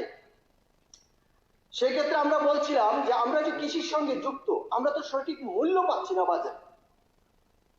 আমি এই কথাটা কেন বলছিলাম, আমরা যখন ইন্টারন্যাশনাল ট্রেড ফেয়ারে গিয়েছিলাম, আমাদের ত্রিপুরা থেকে আনারস এবং লেবু নিয়ে গিয়েছিলাম। তারা দেখছি যারা ক্রেতারা সেই জায়গার মধ্যে ডাবল দাম দিয়ে সেই জিনিসগুলি ক্রয় করার জন্য লাইন ধরে দাঁড়িয়ে আছে। তো সেই জায়গার মধ্যে আমি সেই জায়গার মধ্যে প্রশ্ন সেই সময় রেখেছিলাম যে আমাদের ত্রিপুরা রাজ্যে যে জৈব প্রোডাক্ট এখন উৎপন্ন হচ্ছে বা আগামী দিন হবে, এবং একটা প্রস্তাব এনেছেন, এবং এই বিধানসভা আশা করি আগামী দিন উদ্যোগ গ্রহণ করবেন, কিন্তু এই প্রোডাক্টগুলি আমরা চিনব কি করে, কোথায় পাওয়া যাবে? তার জন্য আমাদের চিহ্নিতকরণ করে কিছু স্টোর খোলা দরকার। আমি মনে করি আমাদের যে আগরতলা শহরে যে বড় বড় কয়েকটা বাজার আছে সেই জায়গার মধ্যে মানে স্টোর খোলা দরকার, যাতে আমরা এটা চিহ্নিত করে ক্রয় করতে পারি। এই বলে আমি আবারও সেই প্রস্তাবের পক্ষে সমর্থন করে আমি আমার বক্তব্য শেষ করছি। ধন্যবাদ মাননীয় স্পিকার। এখন তবে অনুরোধ মাননীয় সময়ের প্রতি মাননীয় অধ্যক্ষ মহোদয়, মাননীয় সদস্য প্রমোদ রিয়াং মহোদয় একটা বেসরকারি প্রস্তাব এনেছেন ত্রিপুরার সমন্বিত যুব কৃষি মিশন বাস্তবায়নের জন্য রাজ্য সরকার যথাযথ উদ্যোগ গ্রহণ করুক। এর সমর্থনে দুইজন বক্তব্য রেখেছেন, তারাও পজিটিভ বক্তব্য রেখেছেন।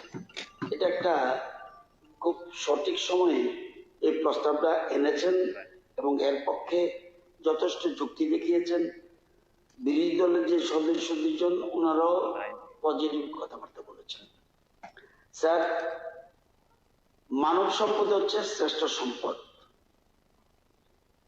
এবং দেশের প্রধানমন্ত্রী নরেন্দ্র মোদীজি শুধু মানব সম্পদই নয়, প্রকৃতিকেও রাসায়নিক বিষাক্ততার হাত থেকে রক্ষা করার জন্য জৈব কৃষি মানে অর্গানিক এবং ন্যাচারাল ফার্মিং প্রাকৃতিক পদ্ধতি চাষাবাদের উপর সর্বাধিক গুরুত্ব আরোপ করেছেন। স্যার, জৈব চাষ হলো কৃষি উৎপাদনের এমন একটি নতুন ব্যবস্থাপনা, নতুন বলবো না, অনেক আগে ছিল।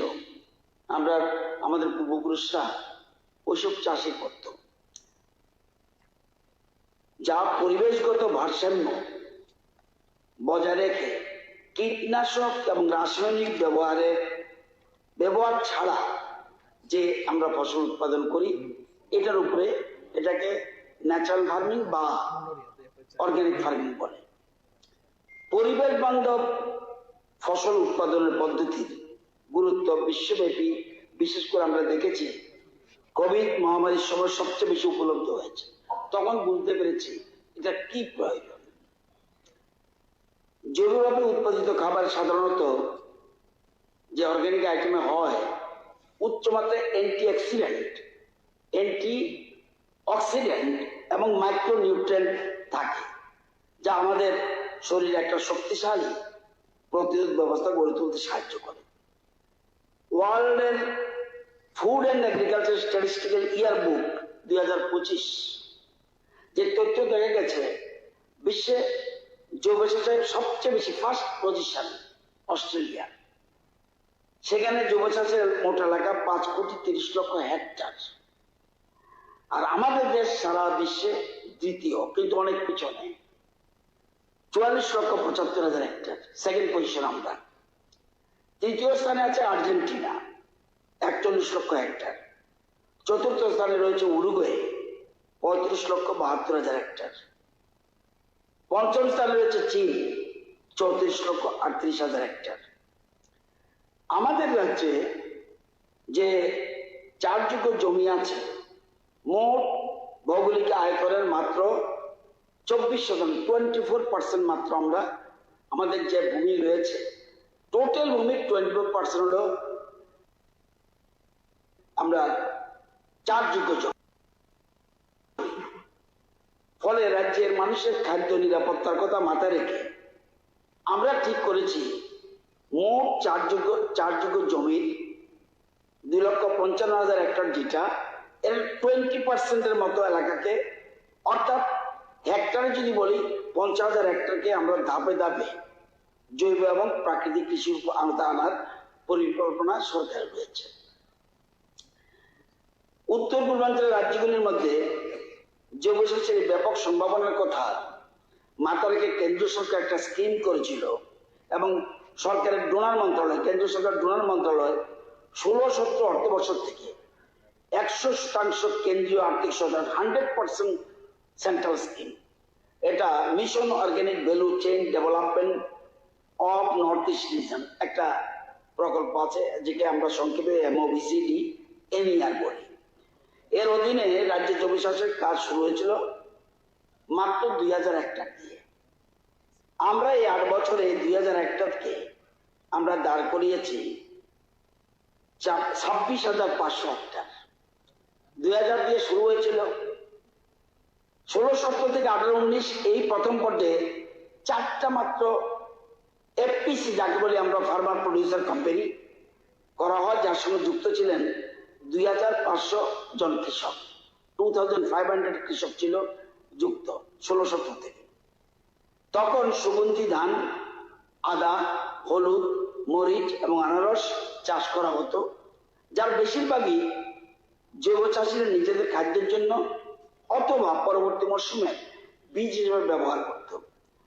তো আমাদের রাজ্য সরকার আমলে যেটা 2000 হেক্টর ছিল, আমরা সেটাকে 1225 গুণ বাড়িয়ে 26,500 হেক্টর করেছে এই 8 ইয়ার্সে।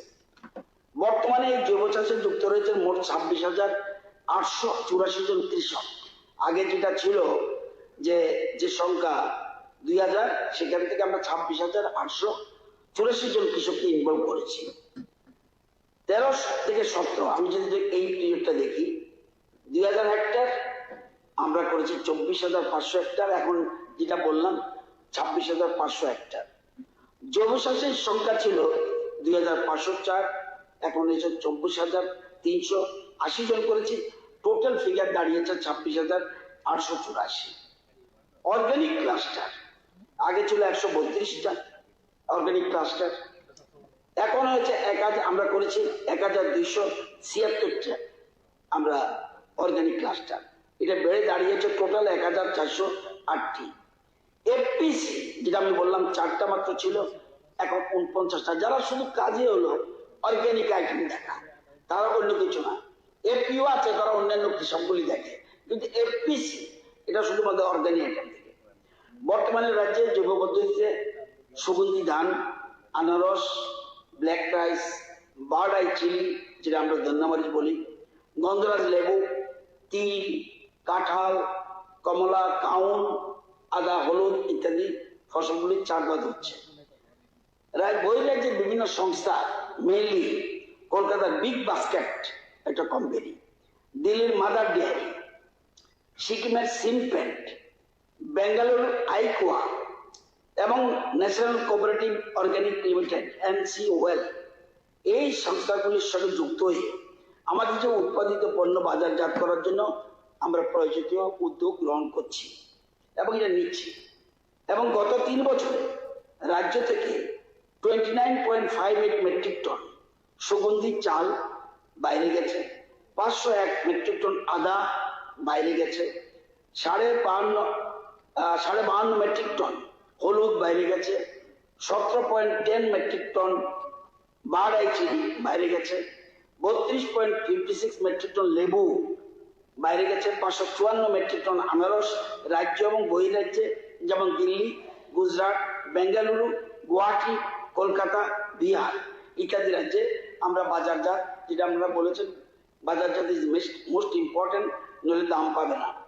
তো জৈব উৎপাদিত ফসলকে সহজে বাজারজাত করার জন্য এফপিসি গুলিকে ভর্তুকিতে যে তারা কিভাবে করবে, কৃষকরা উৎপাদন করবে, মার্কেটিংটা কি করবে, এফপিসি গুলি এই কাজটা করতে হবে।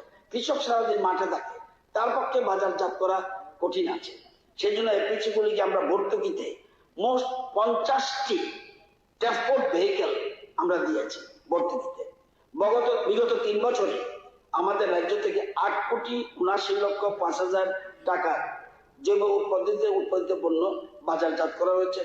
কয়েকদিন আগে আমাদের রাজ্য থেকে 3 মেট্রিক টন কালিকাসা এবং হরিনারায়ণ, আমাদের এখানে মাননীয় মন্ত্রী অনিমেষ দেববর্মার এলাকা থেকেও কালিকাসা চাল গেছে এবং অম্পির থেকেও হরিনারায়ণ এবং কালিকাসা চাল গেছে।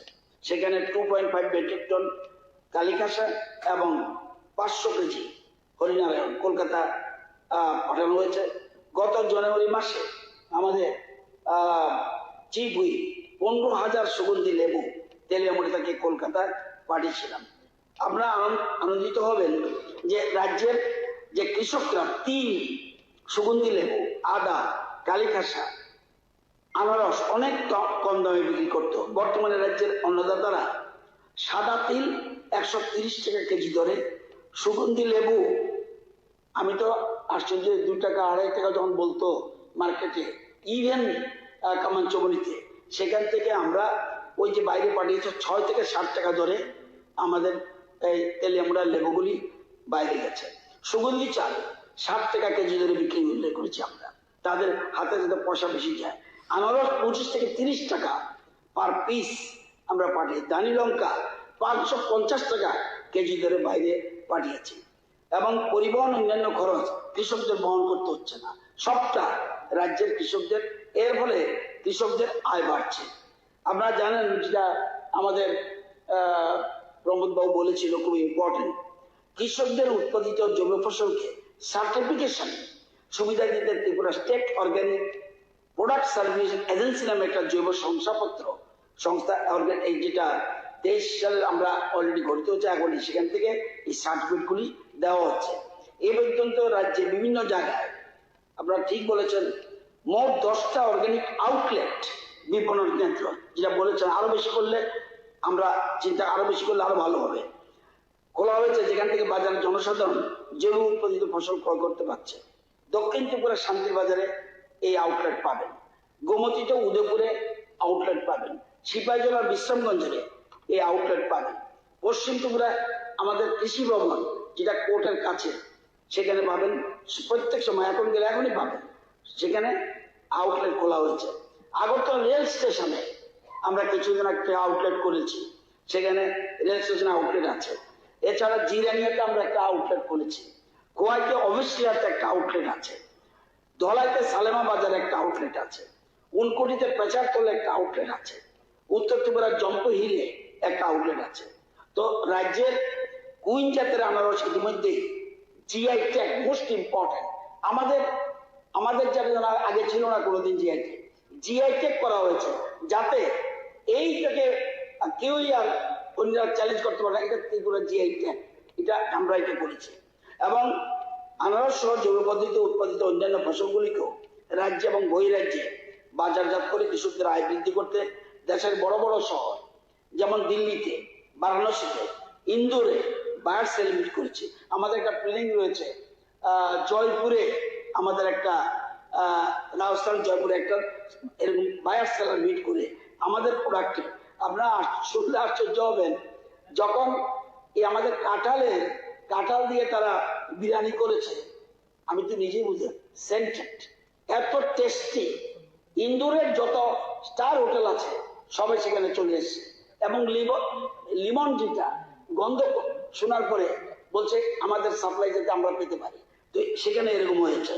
এবং ভবিষ্যতে অন্নদাতাদের আর্থসামাজিক অবস্থার উন্নয়নে এই ধরনের সচেতনামূলক আমরা কর্মসূচি জারি রাখবো।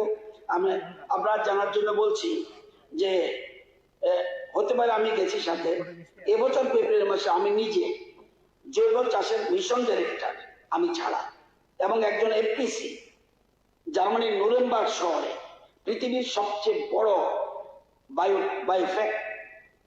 তারা আমরা ফেস্ট যেটা বলি ফেস্টিভ্যাল, এরা এটা হয়, মেলায় যোগ দিয়েছিলাম। এবং সেখানে আমাদের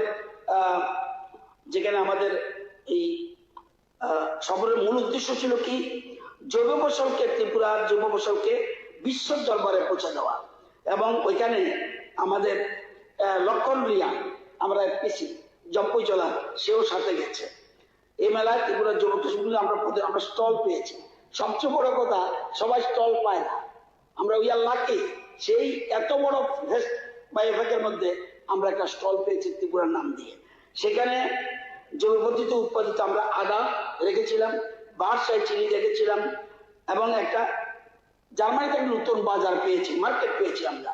উপস্থিত ক্রেতা এবং দর্শনার্থীরা আমাদের উৎপাদিত পণ্যের গুণমান এবং সজীবতা দেখে মুগ্ধ হয়েছে।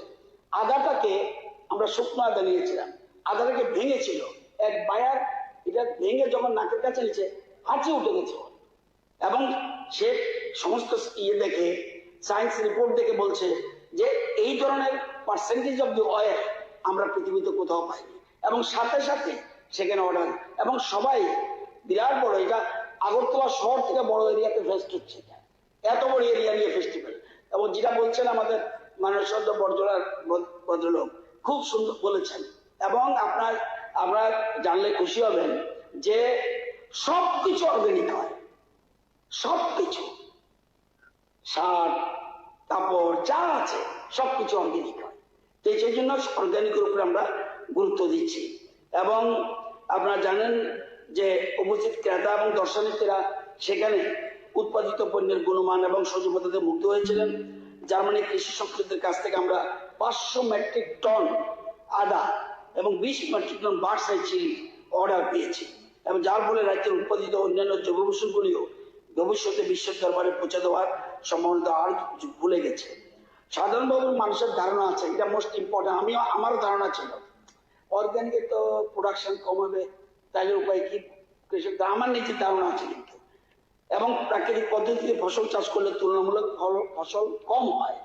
এটা আপনারা যারা এইসব স্টাডি করেন আপনারা জানবেন। আমাদের রাজ্যের মাটি এত উর্বর যে বিগত কয়েক বছর ধরে বিভিন্ন পরীক্ষা করে দেখা গেছে যে তথ্য উঠে এসেছে তা দেখা যায় ফসল ফলন তো কম তো নয়, বরং কিছু কিছু ক্ষেত্রে আমরা তো বলছিলাম 20,000-এর বেশি, আমরা 20% বেশি যাবো না। দেখা গেছে কেন ভয়, কারণ আমাদের যে পরিমাণ জায়গা আছে আমরা তো সব অর্গানিক করি, আগামী দিনে খাদ্য সংকট দেখা দেয়, সেই জন্য আমরা 50,000 হেক্টর করেছিলাম। কিন্তু দেখা গেছে ফলন তো কমেই নেই, বরং কিছু কিছু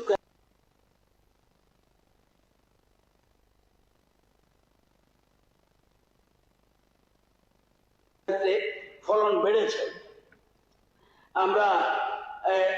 আমরা জানেন আমাদের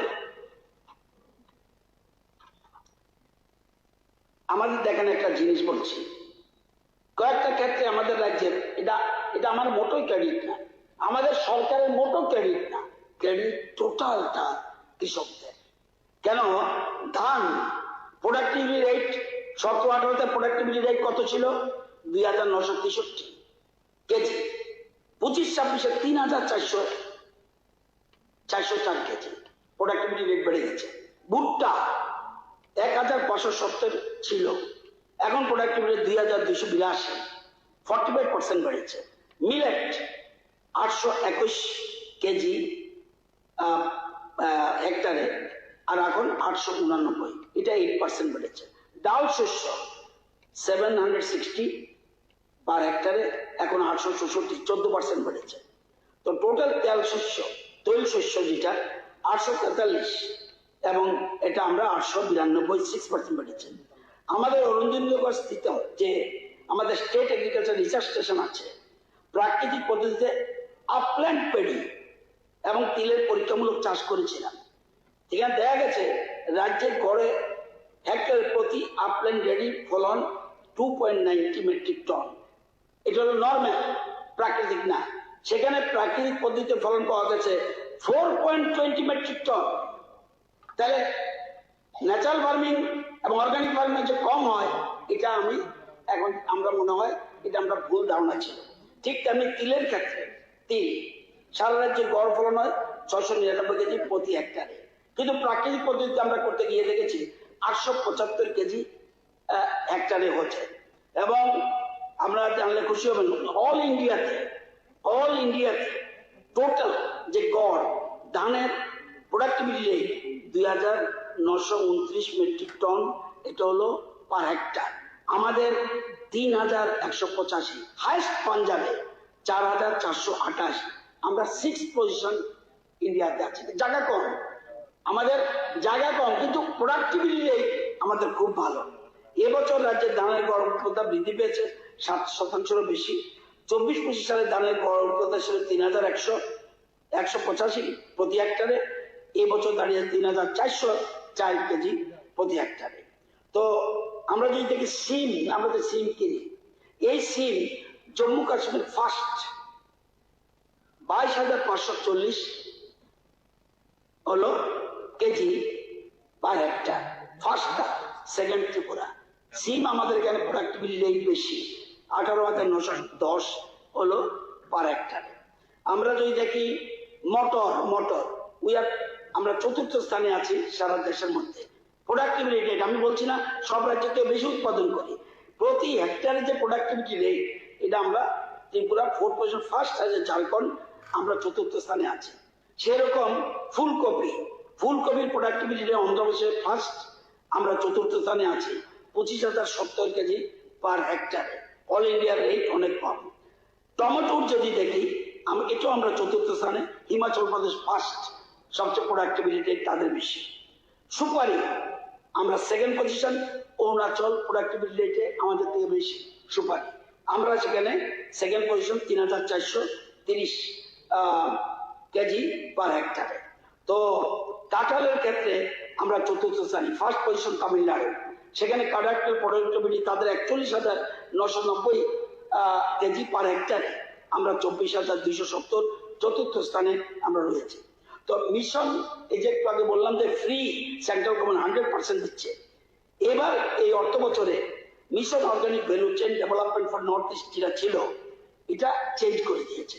প্রকল্পের বদলে পরম্পরাগত কৃষি বিকাশ যোজনা PKVY করেছে। আমাদের অসুবিধা হয়নি, যদিও আমাদের অর্থমন্ত্রী যেমন বাজেটের সময়, বাজেট যখন ডিসকাশন করে মিনিস্টারদের সাথে, উনি নিজে এই দপ্তরের মন্ত্রী ছিলেন, উনি বলছেন না, এটা উঠে গেল, আমরা এটার জন্য আলাদাভাবে টাকা রাখছি। এই প্রকল্পটি 26-27 অর্থবর্ষে রাজ্যের রূপায়ণের জন্য 11,96,00,000 টাকা প্রস্তাবনা আমরা কেন্দ্রীয় সরকারকে পাঠিয়েছি।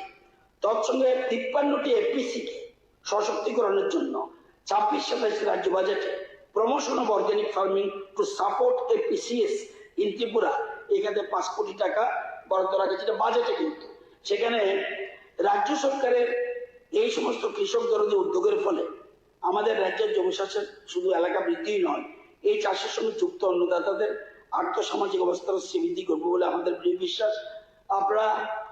আমরা বলছি না, যেমন আগে 3টা ডিস্ট্রিক্ট খাদ্য স্বয়ম্বর ছিল, যেটা সাউথ ত্রিপুরা, গোমতী অ্যান্ড সিপাহীজলা। এবার কিন্তু খোয়াই ডিস্ট্রিক্ট অলরেডি খাদ্যের স্বয়ম্বর হয়ে গেছে। আমাদের 1000 থেকে, আর অ্যাকুরেট নম্বরটা বলতে পারছি না এখন, সেখানে আমরা আসছি ধীরে ধীরে। আমার ধারণা 2-4 বছরের মধ্যে ধলাই জেলাও এটা হওয়ার সম্ভাবনা থাকবে, এবং উনকোটিরও সম্ভাবনা থাকবে, এবং উত্তর ত্রিপুরা এবং পশ্চিম ত্রিপুরা একটু বেশি সময় লাগবে, কারণ পপুলেশন এবং জমির ব্যাপারে একটু সমস্যা রয়েছে। তো একটা ভালো প্রশ্ন, ঠিক আছে, ইরিগেশন নাই, যেটা অর্গানিক হচ্ছে, ইরিগেশন নেই। ইরিগেশনের জন্য এখানে আমি ঠিক বলছেন আপনি, ওয়াটার রিসোর্সের কথা বলবেন তো, ফ্রম দি ভেরি বিগিনিং, যেদিন থেকে অ্যাসেম্বলিতে এসছেন আপনি সব, ইরিগেশনের উপরে সবসময় আমরা এই কথা যখন মুখ্যমন্ত্রীকে বললাম, উনি স্পেশাল কেয়ার নিয়ে এই প্রথম ইরিগেশনের জন্য অর্থের অভিযান রেখেছে। সুতরাং ইরিগেশন, এবং এটা কিছু কিছু ডিপার্টমেন্ট আছে জীবন ভরা দুঃখে কাটে, কিন্তু আমাদের মাননীয় মুখ্যমন্ত্রীকে যে বললাম যে না, ইরিগেশন না হলে আগামী দিনে সমস্যা দেখা দিবে, উনি অলরেডি এটা স্পেশাল বাজেটের ব্যবস্থা রেখেছেন। তো একটা ভালো একটা প্রস্তাব এনেছেন, এবং আমি চাই অর্গানিক চাষে, আমরা বলি না যে আমরা ফার্স্ট হয়েছে পৃথিবীর মধ্যে, কি আছে আমাদের ত্রিপুরা রাজ্যে জানেন? 76 লক্ষ কানি টোটাল, 76 লক্ষ কানি। আমি বলছি হেক্টর বললে অসুবিধা হবে, এবং বর্গ কিলোমিটার বললে অসুবিধা আছে। ত্রিপুরা রাজ্যের পরিমাণটা কত? 76 লক্ষ কানি, এই বিল্ডিং সহ। সেখানে মাত্র 30 লক্ষ কানিতে ফসল হয়, আর ধান হয় মাত্র 20 লক্ষ কানির মতো, ঠিক আছে মনে নেই। এই সিচুয়েশন, সেখানে আমরা ধীরে ধীরে, সমস্যা আছে, যত ডেভেলপমেন্ট হবে, সুদীপ বাবুর একটা প্রস্তাব এসেছিল একবার, যত ডেভেলপমেন্ট হবে, অনেক সময় দেখবেন রবি ঠাকুর কি বলেছে, দাও হয়ে ফের অরণ্য, আমাকে অরণ্য ফেরত দাও। ডেভেলপমেন্ট যদি চাইবেন, উন্নয়ন হবে, সেক্ষেত্রে আপনাকে কিছু কম্প্রোমাইজ করতে হবে। নিউ নিউ টেকনোলজি, এবং দেখলেন জমি নেয়, কি করবো? হাইড্রোপনিক পদ্ধতি। আপনারা জানেন, আমাদের কিছু কিছু সদস্য গেছে, ভিজিট করেছে, সাউথে ভিজিট করেছে, এবং আপনারা জান এই যে আমাদের যে রিসার্চ সেন্টার, দেখি রিসার্চ সেন্টার যে আমাদের প্রতাপগড়ের কাছে নাগিছড়া, দেখবেন নিউ নিউ টেকনোলজি। এখন আগের মতো, যেমন আলু যত হতো 3 গুণ প্রোডাকশন হচ্ছে। কোথার থেকে? পেরু থেকে আমরা টেকনোলজি এনেছি। এই যে জিনিসগুলি আমাদের সকলের সহযোগিতা পেলে আমরা আরো ধীরে ধীরে এগিয়ে যাব। একা আমরা পারবো না। কৃষকদের মাঠে দিতে হবে, কোনো জমি খালি যাতে না থাকে, আর কৃষকদের সম্মান করতে হবে। তাদেরকে আবার তাদের আয় কত বেড়ে গেছে। কৃষক তো মুখ ফিরিয়ে নিয়েছিল মাঠ থেকে, আজকে মাছ চাষ করছে, আজকে অ্যানিমাল রিসোর্সের পশুপালন করছে, এবং ধীরে ধীরে আজকে শাক সবজিতে আরম্ভ করে অর্গানিকের যে আইটেম আমরা স্পেশাল কেয়ার নিচ্ছি। আশা করি আপনাদের সকলের সহযোগিতায় আমরা আরো এগিয়ে নিয়ে যেতে পারবো। না পারলে মানুষ দেখবে। সকলের সহযোগিতা এবং ভালো প্রস্তাব এনেছেন আপনারা দুজনে, যে সুন্দর, উনি ঠিক বলেছেন, ভদ্রলোক বর্জলার একদম সবকিছু অর্গানিক আছে, কিন্তু সাথে সাথে আমাদের খাদ্যে কোনো সমস্যা দেখা দেয় কিনা সেদিকে লক্ষ্য রাখতে হবে। সবাইকে ধন্যবাদ। মাননীয় স্পিকার স্যার, আজকে বিধানসভার শেষ লগ্নে একটা প্রস্তাব দিতে চাই।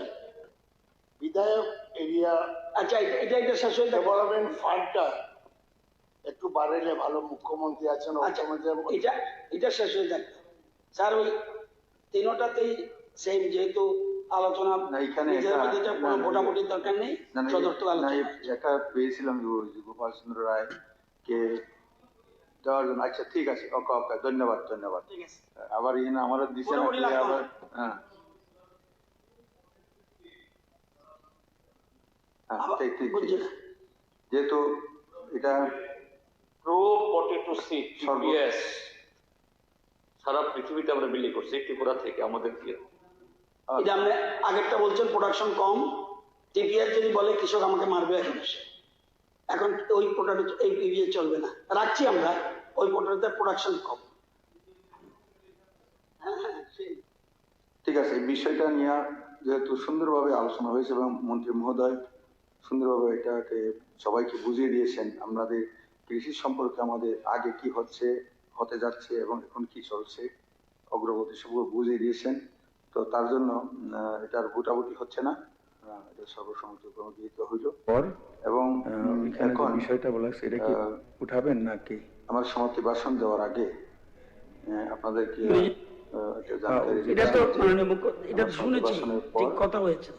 এখানে যে বিষয়টা বলা উঠাবেন নাকি, কারণ আমাদের পার্শ্ববর্তী রাজ্যগুলা আমরা আমাদের 3 গুণ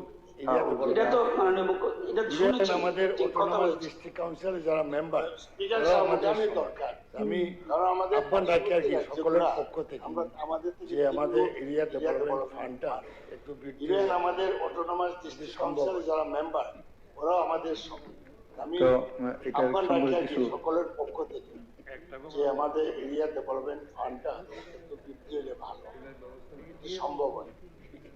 মাননীয় স্পিকার, তো এটা সম্পর্কে কিছু এই প্রসঙ্গে বললে ঠিক আছে, আমি পরে বলবো। মাননীয় অর্থমন্ত্রী বলবেন কিছু প্রস্তাব সম্পর্কে? আচ্ছা, এই প্রসঙ্গে বললে ঠিক আছে, আমি পরে বলবো। এটা অবশ্য প্ল্যানিং এর আমাদের সরকারে আসার পর কিছু ওনার প্রস্তাব সম্পর্কে ক্রমান্বয়ে বাড়তে বাড়তে আজকে ৭৫,০০০ টাকা পৌঁছেছে। সরি, ৭৫ লক্ষ টাকা 30 থেকে এবং নিশ্চয়ই এবার তো আর এই বছরে সম্ভব হবে না। আমাদের বরিষ্ঠ যে সদস্য বলেছে ৭৫ লক্ষ টাকা, এটা মাননীয় মুখ্যমন্ত্রী এবং তবে যেটা বলেছেন ঠিক আছে, আমাদের অ্যাকচুয়ালি এই ফান্ডটা বাড়ানোর পরে এটা মানতে হবে যে আমাদের বিধায়করা সেটা ওনাদের প্রত্যেক যার যার বিধানসভা কেন্দ্রে খুব আর্জেন্টলি যে সমস্ত কাজগুলো সহসা করা যায় কাজগুলো সেটা কিন্তু আমাদের বিধায়করা সেটা ওনাদের প্রত্যেক যার যার মানে তো যাই হোক এবছর আপনি যেটা বলেছেন খুব আর্জেন্টলি যে সমস্ত কাজগুলো সহসা। একটা স্যার আপনার কাছে আমার নিবেদন, স্যার পার্লামেন্টে বা সমস্ত বিধানসভা যত দেখার সুযোগ হয়েছে আমরা প্রত্যক্ষভাবে বা ইয়েতে, একটা স্যার প্রেস গ্যালারি থাকে স্পিকারের চেয়ারের পেছনে, যাতে সব দিকে তার ক্যামেরা এবং যারা প্রেস কভার যারা করেন তারা যেন সবার মুখ দেখতে পায়। এখানেও তাই ছিল। হঠাৎ একটা ঘটনা ঘটলো, এরপরে সমস্ত প্রেসকে সরিয়ে দেওয়া হলো। যেহেতু আপনি অফিস নিয়ে দায়িত্ব নিয়েছেন, আমি বলবো এই হাউস তো আজকে শেষ হবে, এটা আগামী যে অধিবেশন হবে আবার এটা সারা দেশের মধ্যে যেরকম আছে প্রেস গ্যালারির জন্য এইদিকে থাকে, যেন সবার চেহারা প্রেস গ্যালারি থেকে ক্যামেরাম্যান বা যারা নিউজ কভার করেন তারা এদের চেহারা দেখতে পায়। এটাই হওয়া উচিত। আমাদের এখানে এক কোনায় সব প্রেসকে ঠেলে দেওয়া হয়েছে, এটা ঠিক না। এখানে স্পেস নেই এরকম না, এবং ছিল, এটা যেন নেক্সট সেশনে যেন সস্থানে আবার আসে, এটা আপনার কাছে নিবেদন। আরেকটা আজকে শেষ অধিবেশন, শেষ বেলা, গত 9 দিনের অধিবেশন আমরা 7 দিনে শেষ করেছি আলাপ আলোচনাতেই, সুন্দরভাবে বাজেটও পাশ হয়েছে। এখন এখান থেকে আমরা এই 2 দিন কমিয়েছি, এটা আমাদের গণতান্ত্রিক ব্যবস্থার একটা গুরুত্বপূর্ণ একটা অধ্যায়ে অবতীর্ণ হওয়ার জন্য।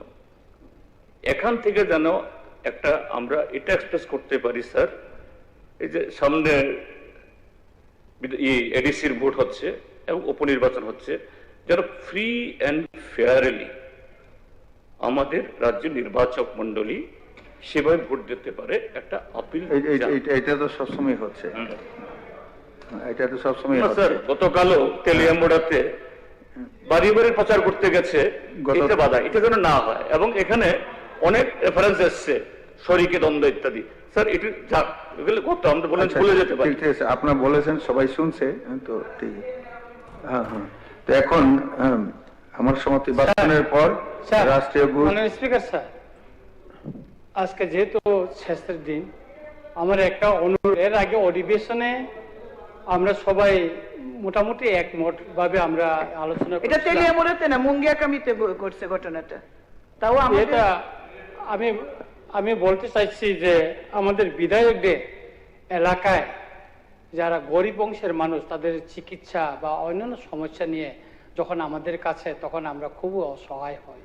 সেজন্য আমরা এর আগে আমরা আলোচনা করেছিলাম যে বিধায়ক এলাকা ফান্ড থেকে যেটা 10 লক্ষ টাকা প্রত্যেকটা বিধায়ককে এটা খরচ করার জন্য মেডিকেল চিকিৎসার বাবদে, যেটা যেন একটা যদি সিদ্ধান্ত নেয় তাহলে একটু সুবিধা হবে আমাদের সব বিধায়কদের জন্য। এই বিষয়টা যেন মাননীয় মুখ্যমন্ত্রী মহোদয় একটু বললে আমরা খুশি হব।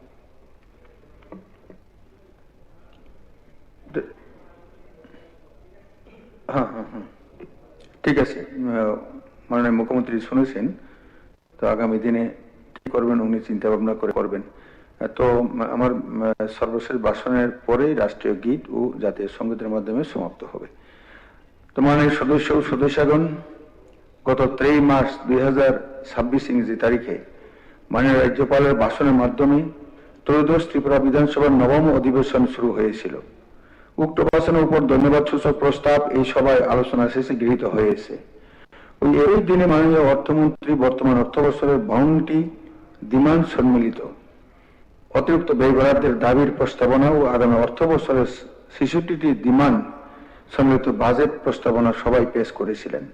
উক্ত অতিরিক্ত ব্যয় বরাদ্দের দাবির প্রস্তাবনা এবং আগামী অর্থবছরের বাজেট প্রস্তাবনা দুটি এই সভায় বিস্তারিত আলোচনার পর গৃহীত হয়েছে। গত 18 মার্চ 2026 ইং তারিখে ত্রিপুরা বিধানসভার 16তম অধ্যক্ষ পদের নির্বাচনে সর্বসম্মতিক্রমে আমাকে নির্বাচিত করে এই গৌরবময় পদের দায়িত্ব অর্পণ করায় আমি আপনাদের প্রতি আন্তরিক কৃতজ্ঞতা প্রকাশ করছি। এবারে অধিবেশনে প্রশ্নোত্তর পর্বে সম্মানিত বিধায়কদের আনিত একটি শর্ট নোটিস কোশ্চেন, 186টি স্টার্ট কোশ্চেন এবং 299টি আনস্টার্ট কোশ্চেন মিলিয়ে সর্বমোট 486টি প্রশ্ন লিস্ট অফ বিজনেসে অন্তর্ভুক্ত ছিল। অধিবেশন চলাকালীন 7 জন বিশিষ্ট ব্যক্তির প্রয়াণে এই সভায় শোক জ্ঞাপন করা হয়েছে।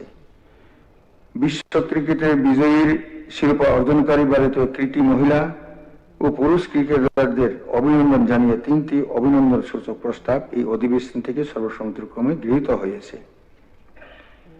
এছাড়াও সম্মানিত বিধায়কদের আনিত 12টি রেফারেন্স নোটিশ এবং 11টি কলিং অ্যাটেনশন নোটিশের উপর সংশ্লিষ্ট দপ্তরের দায়িত্বপ্রাপ্ত মাননীয় মন্ত্রীগণ বিবৃতি প্রদান করেছেন। এবারের অধিবেশনে 2টি অর্থ বিল ছাড়াও মোট 12টি সরকারি বিল উত্থাপিত হয়েছে। এর মধ্যে একটি বিল পরীক্ষা নিরীক্ষা করে সুপারিশ সহ পুনরায় বিধানসভার পরবর্তী অধিবেশনে পেশ করার জন্য বিধানসভায় এবার অধিবেশনে গঠিত সিলেক্ট কমিটির নিকট প্রেরণ করা হয়েছে এবং অবশিষ্ট বিল সমূহ এই অধিবেশনেই গৃহীত হয়েছে। এই অধিবেশনে 2026-2027 অর্থ বছরের জন্য ত্রিপুরা বিধানসভার 5টি নির্বাচিত কমিটি ও 10টি মনোনীত কমিটি গঠনের ঘোষণা সহ বিধানসভার মাননীয় সদস্যদের মধ্য থেকে 4 জনের একটি প্যানেল অফ চেয়ারম্যানের নাম ঘোষণা দেওয়া হয়েছে।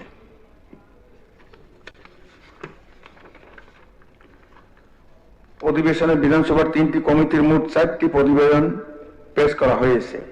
7টি বিধানসভা নির্বাচনী কেন্দ্রের সম্মানিত বিধায়কদের সুপারিশ ক্রমে 15টি পিটিশন বিধানসভার পিটিশন কমিটির নিকট বিবেচনা, বিচার ও বিধানসভার রুলস অনুসারে পরবর্তী ব্যবস্থা গ্রহণের জন্য প্রেরণ করা হয়েছে। এছাড়াও সংশ্লিষ্ট দপ্তরের মাননীয় মন্ত্রীগণ সবার টেবিলে 21টি document laying of the paper within bracket পেশ করেছেন। দেরাদুনে আমাদের রাজ্যের ছাত্র এঞ্জেল চাকমার অপ্রত্যাশিত ও অকাল মৃত্যুর পরিপ্রেক্ষিতে মাননীয় মুখ্যমন্ত্রী স্বতঃপ্রণোদিত হয়ে এই সভার মাধ্যমে রাজ্যবাসীকে অবহিত করার জন্য একটি বিবৃতি প্রদান করেছেন। এবারের অধিবেশনের শেষ দিন অর্থাৎ আজ একজন মাননীয় বিধায়িকা ও 2 জন বিধায়কের দ্বারা উত্থাপিত জনস্বার্থে 3টি বেসরকারি প্রস্তাবের উপর খুবই গঠনমূলক ও সদর্থক আলোচনা হয়েছে। বিধানসভার গৌরব, মর্যাদা এবং পরিষদীয় কার্যক্রমকে আরো উন্নত স্তরে নিয়ে যাওয়ার যে দৃঢ় সংকল্প এই হাউসে আপনারা সকলে নিয়েছেন, এর প্রতিফলন এবারের অধিবেশনে সুস্পষ্টভাবে পরিলক্ষিত হয়েছে। এজন্য আমি এই হাউসের সকল সম্মানিত বিধায়ক বিধায়িকাগণকে আন্তরিক ধন্যবাদ জানাচ্ছি। এবারে অধিবেশনের 7টি কর্মদিবসের প্রতিটি কার্যসূচির উপর সম্মানিত বিধায়ক ও বিধায়িকাগণ অত্যন্ত গঠনমূলক আলোচনা করেছেন, যা খুবই প্রশংসনীয়। বিধানসভা কার্য বিবরণী যথাযথভাবে সংবাদ মাধ্যমে উপস্থাপন করার জন্য আমি সংবাদ মাধ্যমের প্রতিনিধিদের আন্তরিক ধন্যবাদ জানাচ্ছি। এবারে অধিবেশন সফলভাবে সম্পন্ন করার ক্ষেত্রে বিধানসভার সচিব সহ সচিবালয়ের সকল স্তরের আধিকারিক ও কর্মচারীগণ যে ধরনের নিষ্ঠা ও একাগ্রতার সঙ্গে দায়িত্ব পালন করেছেন সেটা অত্যন্ত প্রশংসনীয় এবং এই জন্য আমি ওনাদের আন্তরিক অভিনন্দন জানাচ্ছি। অধিবেশনের দিনগুলোতে দায়িত্ব পালনের ক্ষেত্রে রাজ্য সরকারের বিভিন্ন দপ্তর, বিশেষ করে আরক্ষা দপ্তরের কর্মীদের ভূমিকাও ছিল অত্যন্ত প্রশংসনীয়। আমি ওনাদের প্রত্যেকে আন্তরিক ধন্যবাদ জ্ঞাপন করছি। এছাড়াও এবারের অধিবেশনে বিধানসভা ভবন ও প্রাঙ্গণকে পরিষ্কার পরিচ্ছন্ন রাখার ব্যাপারে যে সকল স্বচ্ছ কর্মীরা দায়িত্বে ছিলেন তাদেরকেও আমি বিশেষভাবে ধন্যবাদ জানাচ্ছি। পরিশেষে সবাই উপস্থিত সকলকে আবারও আন্তরিক কৃতজ্ঞতা ও ধন্যবাদ জানিয়ে এবং আসন্ন গুড ফ্রাইডে, বিজু উৎসব ও গড়িয়া পুজো এবং 1437 ত্রিপাব্দ ও 1433 বঙ্গাব্দ শুভ নববর্ষের শুভকামনা করে এই সভা অনির্দিষ্টকালের জন্য মুলতবি ঘোষণা করছি।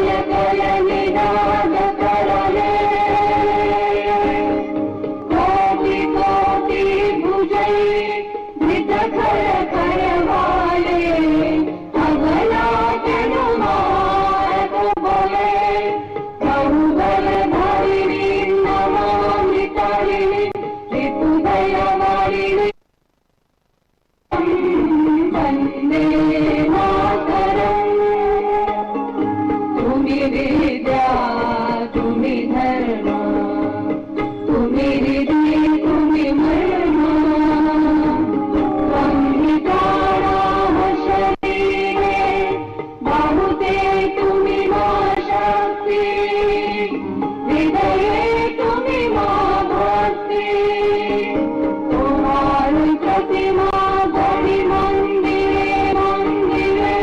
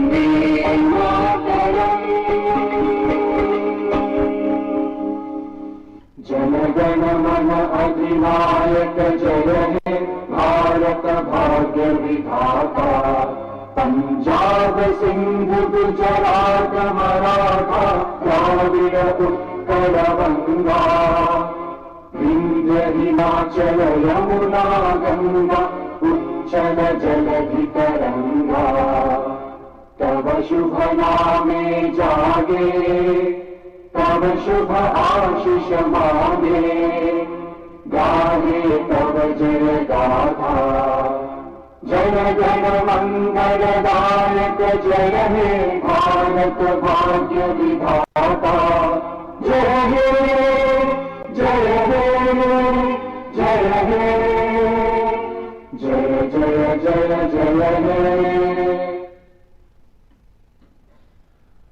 উত্থাপিত প্রস্তাবটি ভোটে দিচ্ছি। প্রস্তাবটি হলো ধন্বন্তরী স্কিল